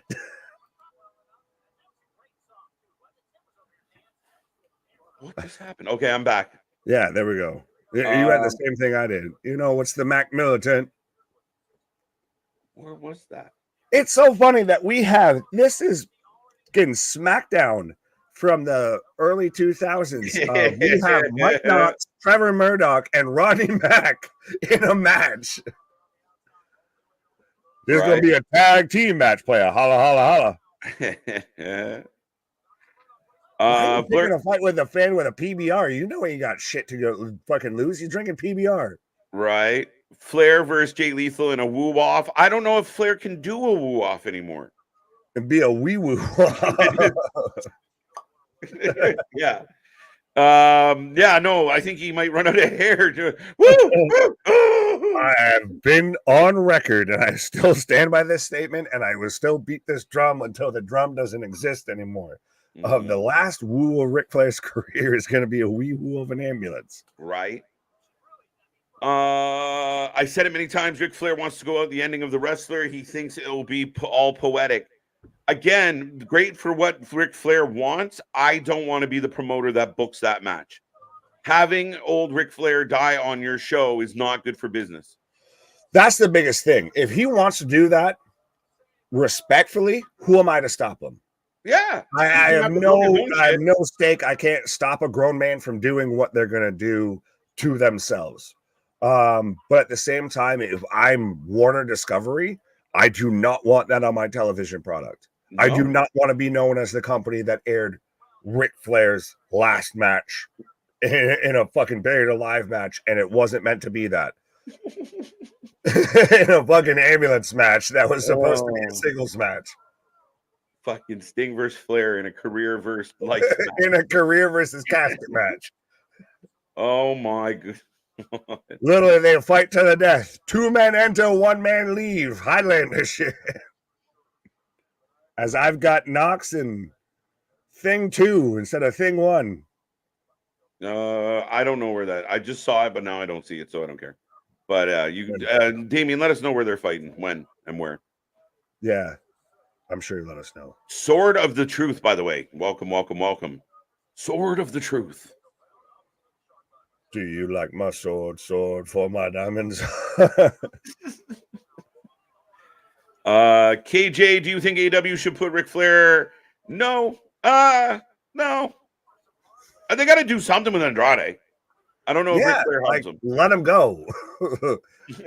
If you love something, let it go. And if it comes back to you, it was yours. Like, no, motherfucker. Like, you're not doing it right. No. Yeah, well, you're even not going to do him with the faction he created. No, and again, he's not involved in that. Remember, we never got the Andrade Malachi Black payoff after him fighting Murphy twice, or did he fight King twice? Because you're married to my manager. That's the thing. Just send them all the respectfully. Just work out a multi-man deal. We'll trade you fucking GTA and some NXT prospects, and Tony will take it like that'll build up my show. Right. Bases loaded for Arizona. Thank you, AJ. Blood Force Trauma for the win. Blunt. I know you probably smoked too many to be able to spell it correctly, but it's Blunt Force Trauma. It's the BFT instead of the BFG. It's the BFT like every night. We're getting tables set up, by the way. This is a tables match. He who sets it up must go through it. Yeah, no shit. Mike Knox and Trevor Murdoch for the win. Bryce Oh, LOL. sorry. Bobby Boucher's mom just entered the chat. Ric Flair is the devil. That damn fool. Charlotte just shows up like Vicky Valancourt. You want me to kill him? You want me to kill him? Yeah, I mean, Christian, I mean, dude, how That would be vicious. Christian. Dude, it's like weekend Home at and Bernie's out Maggie. here. What? Home and way you make it. That's Mac Militant. There you go. There you go. Right. 1-0 Rangers over the Canucks. Okay. Put Rick in the blood and guts match. Like a fucking lamb being led to slaughter. Yeah, no shit. What do you think about blah, blah, blah, blah, blah, we still never figured that out. A 4-way match to get a shot at Eddie Kingston. Okay. Oh. I mean, Flair is the one wearing the devil's mask. Shit. No. No, because he didn't have a cane or a walker or anything like that. He didn't woo. You can't tell Ric Flair not to woo. I watched the video today, and it still reminds me of to where Hunter inducts Flair into the Hall of Fame and has to tell him once, twice, 3 times the Flair almost to wrap up your Hall of Fame speech here. Yeah, one of the most, yeah. That's Flair for you. Yeah, as so Murdoch. He's too old for this shit and went through a table. Table? Or no, it was Knox. Oh, it's only a round table that counts. That does not count. Wait, what the fuck? I didn't even realize it was thing 1 instead of thing 2. Bro, so anybody watching NWA right now and you're confused, they went through a square table or a rectangle table, not a circle table. This is a round table match. So that does not fucking I'm in shape. Round is a shape. What the fuck are we doing here? Fucking that's a hexagon table. That's a polygon table. That's the definition of a hat on a motherfucking hat. Well, we've got mask on a mask, so we got a hat on a hat. What if he dies beating up his jacket? I mean, there was nights I thought he might, even back then, 20 years ago. This man has dropped elbows on his pants, so you never know. But the man with his blood pressure through his fucking forehead, you could see it. And he just kept, he was just fired up. That's what made Ric Flair. Let him go. No, man. He had to do the woo to release the pressure there. Reunite the 4 horsemen in 2023. Okay. That's called retirement home. Yeah, those horses are a little heading to the glue factory, my friend. Fucking old yeller. I mean, yay. Yeah. We've got another fucking rectangular table, so it doesn't matter. What the fuck? Yeah, where are the circle tables? Like, are they looking around like, oh, you can only go through a round table. Where are the round tables? And these guys are just using normal tables out their ass. Like, they didn't bring me my brown pants. Like, what the fuck is happening here? They would have won twice now, but they had the shape wrong. Bro, this is, like I said, what I worried with NWA of. My mind's telling me no, but my body. How do I mute you? I'm not surprised. Not surprised. Just for that, Kojima win a 4-way match to get a shot at Eddie. Thank you, Damien. There we go. Now, we did get that at... Did we not get that at... I feel like Forbidden Door, we already got Kojima and Eddie. Probably. I believe so. Chris Hero, the double? That'd be fucked up. I need a hero. No, his belly wasn't sticking out under the turtleneck. He wasn't wearing a basketball jersey. That's right. Right. Did you guys see Vince and Taker were... Yes, we talked about this, Nick. Yes, and boy, howdy. Saudi Arabia just has a license to print money, I feel. Cha-ching. They're Vegas on steroids, my guy. They no fucks. They built a whole arena for a boxing match. Like, just so it was the first match that happened there. Like, we don't give a fuck. We can build it. We can afford this. Do it. Put it over there. You're like, wait, just Go build Just it. do it. You got 3 months. Figure it out. It's not like North American construction where it's like 3 to 5 years we'll get this road fixed. Yeah, well, union shit. Well, respectfully, because something bad might happen if you don't. But yeah, over in Saudi, they have a license to print money. I feel. Yeah, it's crazy. Oh, through another square down. Spirit. It's so weird that now that you've made this a thing, like, why do I give a shit about the other table? Oh, it's the Midge Militant instead of the Mac Militant. Knox. And the announcer just has to keep announcing. That's not round. That's not round. That's what's happening. Who made this shit? Oh, the little guy's in the ring. Oh, you're there? He's got a wee table. We have a wee table. You have a short bus. Now we got a short table. Oh, dude, dear Billy Corgan, please dun, give dun, dun, dun, dun, dun, dun. We had the clowns, the fucking midgets, the fucking gimps. This is a fucking 3-ring circus. We have news today. Vince McMahon shaved the mustache. Please tell me you have the Wii TV. I don't. Oh my god, I'm getting the Wii table set up right now. Yeah, the Wii table. This is the Wii LC right now. And the Wii who sets it up is the Wii that goes through it, Nick. And it's not Brock Lesnar slamming a Wii man through a table. Well, see, this is what happens when you don't get booked in the new Snow White. You end up with... You're out of the woods, you're out of the line. We represent the table spot guild. Right now, I got Trevor standing. Choke slam through the Wii table. You're like 6 seconds ahead of me. All right, I will pause. Choke slam through the table. Oh! Yeah, I got to represent the lollipop. The ref helping the little guy. Do. If you set up a table, it's gonna be bad news for you. And Hornswoggle's cousin looking worse for wear. Guy on Space Mountain. That could be a possibility. This is the fucking director's cut of Game of Thrones there. Lannister out there going through a fucking table. Fuck out of here. Dun, dun, dun, dun, dun, dun, dun, dun.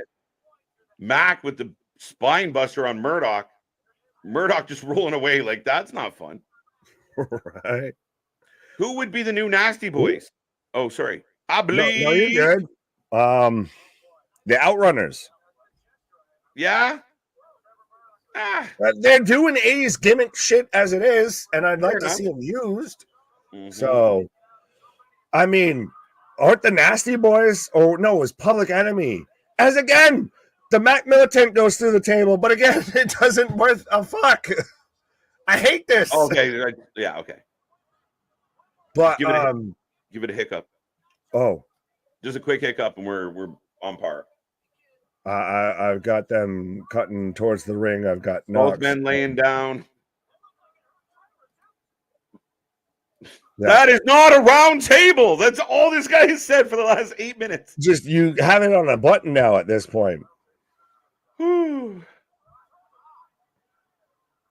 There you go. Did you guys see Vince and Taker? Got that one? Yes. I'm waiting for someone to look at Christian and say, I'd rather my father be dead than be like your father, regretting the fact that he didn't pull out. Oh, shit. Daniel Price setting up comeback. Literally. Double pause. Your life stood a better circumstance on the bed sheet drying. I didn't mean to click on that one, but Daniel Price, yes, that's how I feel about that. Yeah, quadruple pause. That's a huge pause on Mr. Kelly. Right. We do not believe he can fly. Reunite. Wait, I believe I can fly. No. Spread my wings and touch. That's what we were saying. We do not condone the singing of that on here. Reunite the floor. Everybody, come on! It's time to jam now. Do a Godfather reboot. What? Do a Godfather reboot would be like bringing back the Four Horsemen. I guess, yeah. I'm like, they're all old. Well, reboot is different than just a reunion. is I guess where you lost me. Yeah, no, like reboot with the original characters, all old. The Knights are throwing hands. Oh, what the fuck? What is it Matt Cardona? I don't know, but this man is not a fucking knight of the British Guard there. The fucking beefeater that, can't, fart in the wrong direction here. The NW has been all over tonight. Yeah, it's been. I use scrambled eggs to Oh, describe. we're getting a round table spot finally. They had one round table. All of the oregano and the salad just spilt everywhere. But wait, he's still got a partner. Is it you got to just put one of them through it? Yeah. What the fuck? The announcer. That's a round table. Oh fuck! Thanks. Oh, there's your Stevenson. Oh, with a loaded glove.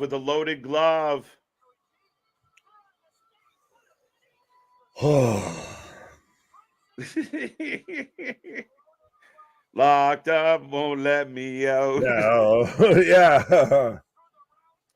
That's more true than you think. No, I mean, it's crazy what's happening in Saudi Arabia. Saudi Arabia has cars made of solid gold. I even saw one bumper to bumper in diamond. Man, dude, they're building an internal city. They're building like walls and then like houses in the. They're crazy. They got lots of money. They have more money than God. They literally sat there for this arena, had the boxing stage come out from underneath a fucking stage. Like they sat there, had like little baby and everybody. They had it, quote unquote, an Olympic ceremony or Olympic opening game ceremony level show production just before the main event. Like not saying, oh, before the show. No, but just before the main event. They had both. They had better production for both these men coming out like fucking kings. Was it like James Brown?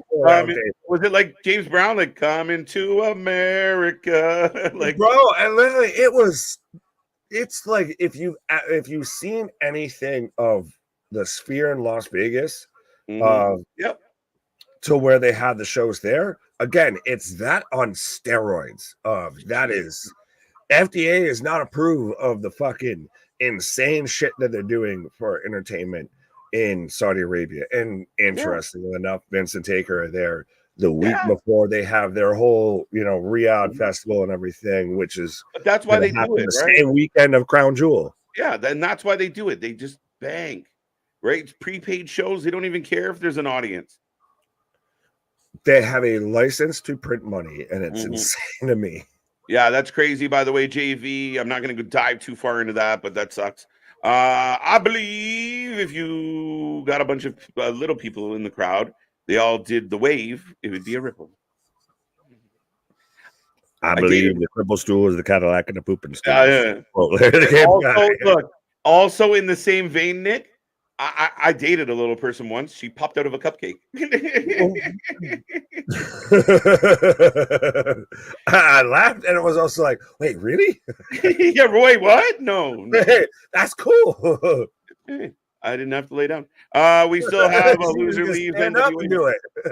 Yeah, she was 3'2", 4'6" when she sat down.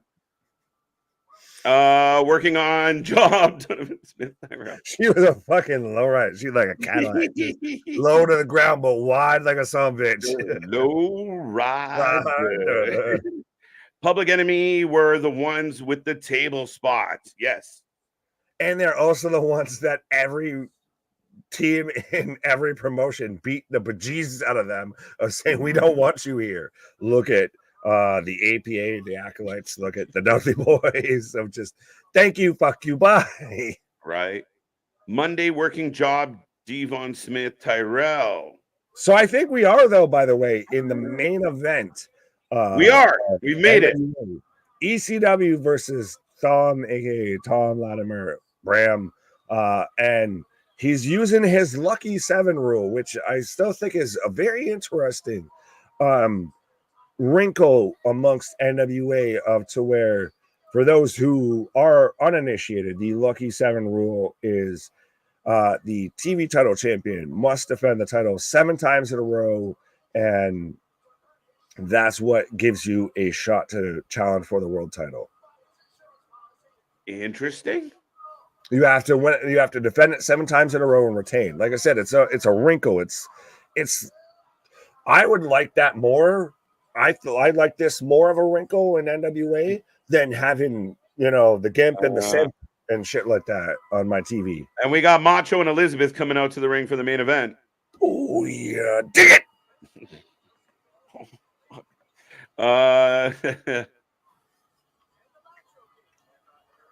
Aaron Stevenson is one of the knights at ringside. There you go, Corey. I don't know if you said that before or after it happened, but yes, that is what happened. Fair enough. Fair enough. Public working. Devin, I think we've. I'm not sure what is happening here. On the other side of the ring, Tom Latimer coming out here as the Macho Man. Yeah, dig it. Snap into a Slim Jim. What? I saw the Four Horsemen live once cage match on the War Games tour. The Road Warriors painted Arn Anderson when he was trying to climb the cage. Yeah, that's awesome that you saw that live. Fair enough. They have AC bus stops. Okay. But what's the gas mileage? I have no idea. We've talked this much. We've outran the comments now. Like, what are you talking about? Yeah, we completely get her done. There you go. Thank you. Yeah, Deep Thoughts by Jack. Deep Thoughts, right? Oh, look at this. As EC3 coming out of the ring. And I will say this, other than being burnt crispy like Hulk Hogan in the 85, the EC3 looks like a champion. I'll give him credit. You can say that. Doesn't mean I have to agree with it. He's out here looking like he's an extra on the Jersey Shore. Like, whatever happened to Control Your Narrative, by the way? Did that just fucking... It died. His friends left him. Dissipate into the mythos? One of my favorite things in wrestling is like, we are all in this together. We are going to do our own thing. Wait, they called? Bye. We got to go. Sorry, Eric. Like, right. That's funny as hell, Pastor, and that's one of my favorite things in the world. Jumped out of a cocaine. Talk about now. That's the stuff hostess. It was definitely a stuffed hostess. He's a big fan of snowballs. Jesus Christ. Nick is like ludicrous. Fast to the Furious. If Billy Corgan want to show sugar on the pay-per-view, act a fool. I have no idea. How did you go from when I move, you move? Just I thought like it would that. be like if Ludacris and Billy had a kid. We got to coordinate. You bring your twinkle, I'll bring my ding dong. Oh, we've lost it all. We've you touched my tra-la-la. You touched my ding ding dong. Talk about we've lost the fucking plot at this point because I blame MWA. EC3 out here looking like an overcooked Will Ospreay because he's got the little blonde tuft. This man is fucking overbaked like a son bitch. We are having a tan off in the ring right now. My spray tan's better. No, my spray tan's better. This should be a good match, though, folks. If you want to make a prediction on the main event, I know we're having a chuckle and having a little bit of fun, but get in the chat. Let us know. They asked for it. They asked for it. True. Next on New Japan 8-man tag with Tanahashi, Mystico, Atlantis, JR, taking on Rocky, Adrian Quest, Sobrano Jr., and Tiger Mask. You sounded like an AR fucking reading that. I'm like... separate to go, JR. No. Comments like that. That's all I can do to get through. Well, Mystico is gonna get hurt. He's gonna get a boo-boo and can't continue the match. So I'm wondering how Jim Ross is gonna do that in that match there, mentioning JR being involved. Yeah. Jack Haney and the More You Know star should have done a collaboration. Take a look. It's in a book. Reading Rainbow. Now you're talking to my childhood. Thomas Latimer for the win. Thumb. Yeah. Control Your Narrative is now called NWA. Yeah, it's the territory of NWA. Yeah, it's now narrative with assistance. Welcome to Narrative with Assistance, where nobody knows what the fuck is going on. And yes, welcome to Whose Wrestling Is It Anyways, where the points are made up and the matches don't matter. Well, dude, do you not think it's odd? Like, here's Billy trying to talk about the credibility of NWA, and you literally have the host of tonight's show with a bag of tchotchke having a good old time. Like, are you crazy? Yes. The answer is yes. You asked, are you crazy? Yes. This is Tony Khan without a budget. Someone said it earlier in the chat. This is Tony Khan without a budget. Listen, he was mixed up in that same category of Dixie Carter and Vince Russo. Let's not act like he fucking was the sensible one in that. He's just the one that got out of it scot-free. They all fucking are a little bit touched and not by an angel. So I don't, like you said it earlier to start off this show, there's a reason NWA doesn't have the depth of talent that it used to, and why they've ran kicking and screaming from that, because they saw the direction it turned. It just did a hard left one way. And I think regardless of budget issues, and at times they had very small budgets, that's why they did that. They stuck to that studio style, which I don't mind at all. But at the end of the day, when they did NWA Power and then proceeded to shit on YouTube. But yeah, I mean, that's the issue for me, is that they didn't need a budget to just give good wrestling matches. And Billy's kind of turned it into a bit of a punk rock nightmare. Bring a rainbow, Jordy. Let's go. KJ and Nick, you guys have me laughing here. Go Ace. NWA is community theater. Yes. Does mother know thou weareth her drapes? Why you dress like a bumblebee? Why do you dress like a bumblebee? Why do you look like goddamn Indianapolis Jones? KJ was doing impression of Leslie Neeson from Naked Gun. No, we all got that. Yes. Sure, frankly, don't call me Shirley. The good old Canadian. Is he fucking Canadian? I believe so. You're just gonna start claiming everybody's Canadian. Be like Piper Niven, she's Canadian. Fucking Mario Lemieux, he's Canadian. Well, yeah, fuck. He is Canadian. I tried to make a joke and just back myself into my own corner. No, he's from Florida. Oh no, he died in Florida. Where was he born? What? Yeah, he was born in Regina. Gator got him. Goddamn Gator. The joke is he was born in Regina. Weren't we all? I think we're all born from Regina. Just saying. I Regina, you Regina, he, she Regina. Regina? I lost the plot. Yeah, we've lost Nick. KJ was doing. We have a Nickelodeon chair again.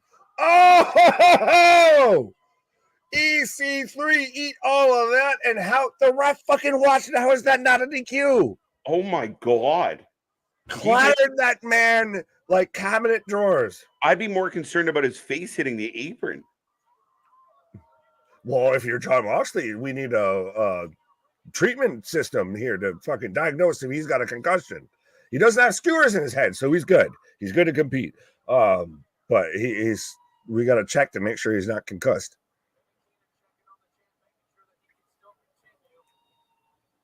Side note, are those actual tattoos on EC3, or does he just have a shit painted on? Because I didn't know if he was that much into like Norse shit. No. I'm sure Dixie would not approve of those tattoos, sir. Well, we be whistling Dixie, so what can we do?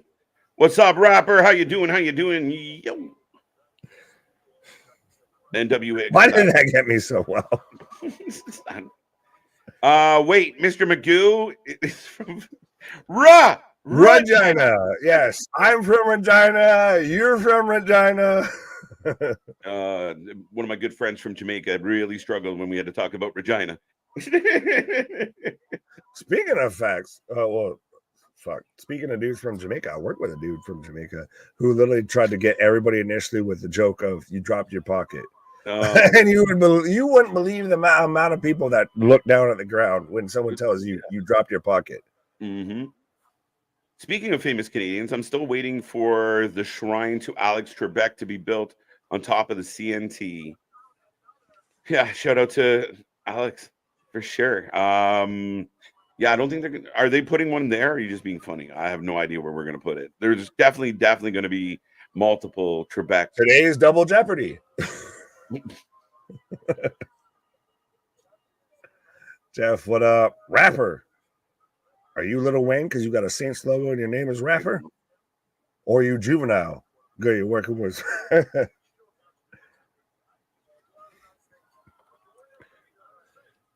So Tom literally just talking and commentary. Again, they're just having a gay old time. They're just having a conversation.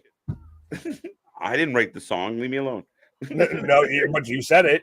I didn't mean to. I swear to God. You did. I didn't mean to. Back to Regina.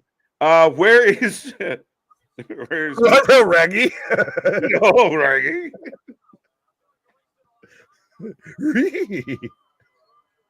Bro, how are we not calling DQ here? Is this match a no DQ? What's the strapulation put on this match? Oh, no limits match. Yes, no limits match. Oh. Yeah, I figured as much, Daniel. Sounds like the girl you brought home from the club. No limits. You just never know when you miss the news. You're like, what happened? What now? Sorry, I was talking to Daniel. My bad. Maybe. I'm gonna say maybe. I'm just wondering, is this not trying to be like Hogan Macho here? Because you got EC3 with the yellow and red kind of McDonald's gear, and you've got obviously Latimer out here doing his best Macho Man impression. Not a bad show. Is this meant to try and be like that? Because if it is, it's failing fucking miserably. But I don't know if it's meant to try and be like that.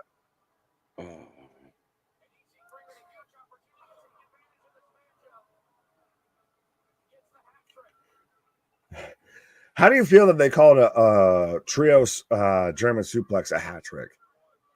I'm okay with a hat trick. Yeah. You know, you bury 3, you get a hattie. I'm good with that. You bury 3, you get a natty. What? Yeah. Well, yeah. I'd like to bury. Ooh, I was gonna say something. Make them say, na na na na. Slip inside, get loose. More punch than a bowl of juice. Some of the NWA matches have been good. Some matches have been bad. Boy, if that's not the most down the middle fucking take ever. Yeah, thanks for the Yelp review. No, I mean, some things sucked, but some were good. I mean, there's been a couple good matches. There's been a lot of chaos and not so good.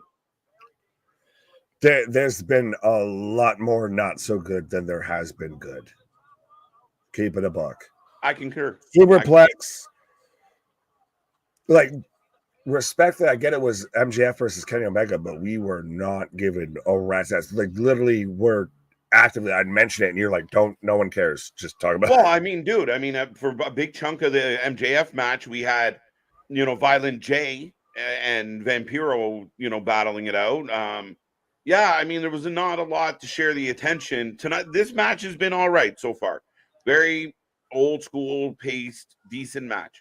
But again, if what you saw to start off this show was supposed to sell you on the rest of the show, you have gone. You are out of here. There was nothing initially out of the gate that wanted you to keep fucking tuned in. Yeah, no, for sure. EC3 is Hulk Hogan. Is this a Canadian thing? Because I don't have this. No. Fun fact, McDonald's now sells Krispy Kreme. Oh, I guess only by you. Is that true? I don't know. Fun fact, I didn't have a Krispy Kreme donut until I was like 22 years old. Same. Honestly, I didn't have a Krispy Kreme donut until we were taking a vacation down in like Florida. To go to like fucking theme parks. Mm-hmm. No, they opened one across the street from my work, but it was a big deal when Canada's getting Krispy Kreme. Yes. Fun fact, where I grew up, there was more excitement over getting a Timmy's than there was over getting a Dunkin's. There you go. Yeah, I worked at a Dunkin's, and people were more excited for getting fucking Timmy's.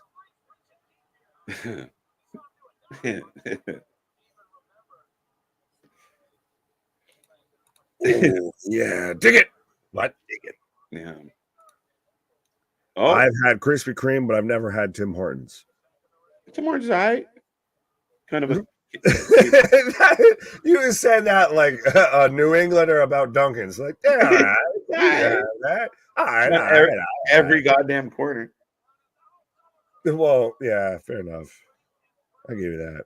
It's crazy. See, from a different perspective, I don't know how you stand on this. Out of those three, I'd go Tim's, Crispy, Dunkin'. And I say that as a New Englander and everything at Northeastern. I don't know how you would feel.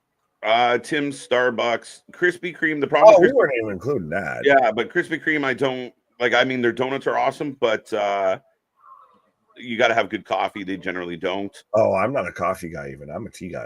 I'm a coffee guy. Oh, so you were like the Dunkin'. I'm a tea bagger. Pause. You were a Dunkin's tea bagger, right? No, honestly, I'd rather more of. I'm like fucking. Well, I was gonna say like Wiggum there, but I don't think he drinks tea. But I'm like plain donut and tea guy. Mm-hmm. Keep it simple. That's very debonair of you. Well, I'm a Coke guy. So you're Tony Khan? Hey, James Mitchell. Daddy Magic. Nick KJ, have you ever seen The Car?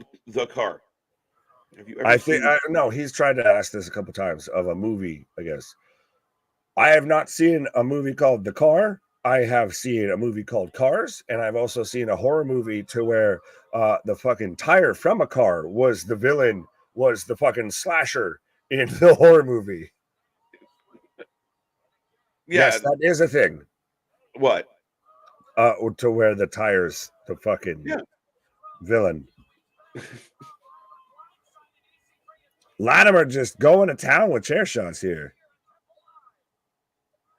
Yeah, again, in a night with a lot of chaos, this seems not what I expected for the main event. I don't know. With this orange ass chair, I'm expecting somebody to get slimed, I feel. Where are they wrestling that all the chairs are orange? This is a first for me. Who opted to paint all their chairs orange? Corgan. Oh, that was a terrible spot. Well, not Elizabeth. Oh, son of a bitch. Up. His wife's Camille, so let's like not act like that's her. Or is that Camille? That's Camille, yeah, his wife. I thought she was just bigger as shit. Well, that's her. Built like a brick shit house. Oh, Cardona's back. Oh, he was setting up Camille. Latimer dives in the way, takes the bullet for wifey. The Captain Antonio go down. Oh, EC3 chucks Matt Cardona. Oh! 1, 2, 3. EC3 retains as your NWA heavyweight champion. That's Nick's ring name. From parts unknown, the Teabagger. Well, my name is Bubbles and I'm mad as the green bastard from parts green unknown. Bastard, parts unknown. No, Ricky, use space words. Dude, if you want to laugh, go watch. They did a SwearNet movie after Trailer Park was done. Go watch that. Look it up on Netflix. SwearNet. Go watch it. It's worth it. I know about SwearNet. I haven't watched it. Like I didn't watch a lot of once they went to Netflix. Like after the shit with the end of like the season when they were all like on actual television, everything. I've had a hard time watching too much past that. Oh, I'd still watch it. I can't tell you how many times I've watched the series. By the way, EC3 is still your champion. Cardona slides back in the ring, giving him the laissez-faire applause. So it looks like we're going to get Cardona EC3 in the future. Liquor and whore, liquor. And Macho and Elizabeth are down together consoling. Well, yeah. Well, no. So we're gonna get Latimer and Camille versus D-Lander and Cardona. That's where I think we're gonna go. Oh, Tom's up. Cardona's down. And we're not talking about stocks, folks. Interesting. The moral of the story is you shouldn't have brought your wife to the match, Tom. Yeah, honestly. I believe this is I don't think there's any other matches on NWA. No, I think we were winding down. If there is, this is the main event. If anyone out there watched NWA and want to offer up a rating for tonight's debacle, I'm all ears. Which was worse, Halloween's 2 or 3, depended on either adaptation, actually, or NWA Samhain. Did you see that? No. It looked like we had a bit of a wardrobe malfunction, and Tom had to help wifey get the girls back into the casing. EC3 sitting on the throne. Yeah, we should have known. It's in his hometown. Yes. Thank you, Corey. Nice. You have that. Yeah. Tanahashi team 1. Next up, women's title. Julia versus Hyen. That does it, though, for NWA Samhain. Yes. It's all over but the crying. That's it, folks. We are done. We are wrapped. That is 2 shows, one considerably better than the other tonight. Yep. And listen, we watched the Crockett Cup this year, and we said we were going to take a little break from NWA. We thought we would give them another chance tonight. It's a tough one. I think I'd rather watch a GCW show or a Revolver show or a House of Glory show. I mean, Billy's got some soul searching to do here if he wants to bring some viability back to this company. 100%. I would rather watch GCW. I would rather watch Wrestling Revolver. I'd rather watch House of Glory. There is half a dozen other promotions right now that I would rather watch than NWA, respectfully. Legitimately. And again, I was a big advocate of NWA. I was a big advocate of what they did, on at least on their pay-per-views, man. And they rarely let me down. And 2023, I can't recall an NWA pay-per-view that I left thinking that was pretty good. Yeah, no, they're as cold as ice at this point. That can't fucking get out of the pitcher's box here. What? Yeah, no, nothing. We'll talk about it. It's not worth the conversation live. Fair enough. Bad news. 7.5, 6.5. Listen, I gave Collision an 8. I think it was the best show of the week. And maybe that's just because the main event dragged it there. I don't know how you feel, Nick. If we're going best show of the week, yeah, Halloween Havoc Night 1. Oh, yeah. Not debatable. If we're going best match of the week, if we're going go back and rewatch, if you're going to go back and rewatch any match, if you're going to go back and rewatch a show, go back and watch Tuesday. If you're going to go back and rewatch a match, watch MJF versus Kenny Omega. That's match of the week or match of the month. I would still argue potential outside peripheral top 25 for match of the year. Maybe top 10, actually. Fair enough. Okay, well, because initially you weren't there, so I was going college football. Yeah, I was just in my head thinking like top 3, top 4. I was like, I don't know, but top 10. No, I think it's in contention. Yeah, nominee, it's not going to be in the final 4. And I agree with your assessment. I mean, again, NXT, I did give a higher rating to. Overall, from start to finish, probably a better show. So I will concede on that one that, the NXT delivered this week, but I really did enjoy Collision. NWA, I don't even know if I want to give a rating. I'm going to give it a 6, 2 points for each of the matches that were decent. I'm going to give it a juggalo out of 10. I'm going to give it 3 running mans out of 10. I'm going to give it, 2 hatchet mans out of 10. Yeah, fucking hell. Oh my God. I don't understand what's happening in NWA. It's not what it's supposed to be. It's so weird because, like I said, you hear NWA, and I get we know it's changed. You initially get the images of Ric Flair, Harley Race, Dusty Rhodes, everything like that, and it's moved to where at this point Tyrus is starting to look fucking good. Like that's so weird that I'm having to say that.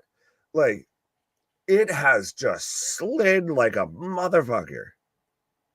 It really has. Like, and again, it started slowly. Like, it was just the incorporation of, the gimp came in and like more gimmicks like that. Then he was pushing the envelope with the MAGA fucking shit was in and out a little bit. Like, well, that was XPW mostly. Yeah, as well. But yeah, I think they were pushing too many envelopes. And again, like watching tonight, I'm okay. You want to do a Halloween match, you want to do that, but 80% of the show was ridiculous. And again, even the whole tables match thing of that's not a round table. Like the wrestlers are fucking morons. No one learned fucking shapes in NWA. They were all just kind of trying to fit a square peg into a round hole. Pause. I like this from Big Dog. I gave NWA a number 2 because you can take that crap and flush it. Amen, brother. Amen. I was gonna say, is that where we end this? That's it. No, I mean, all right. You got real quiet after I said that. I was like, this man flushed his own fucking personality. I'm so wired for like, oh yeah, he's gonna read the next one. No, there is no next one. There is no next one because it just flushed away our dreams and our viewers. Yeah. All right, folks, we're gonna say goodnight.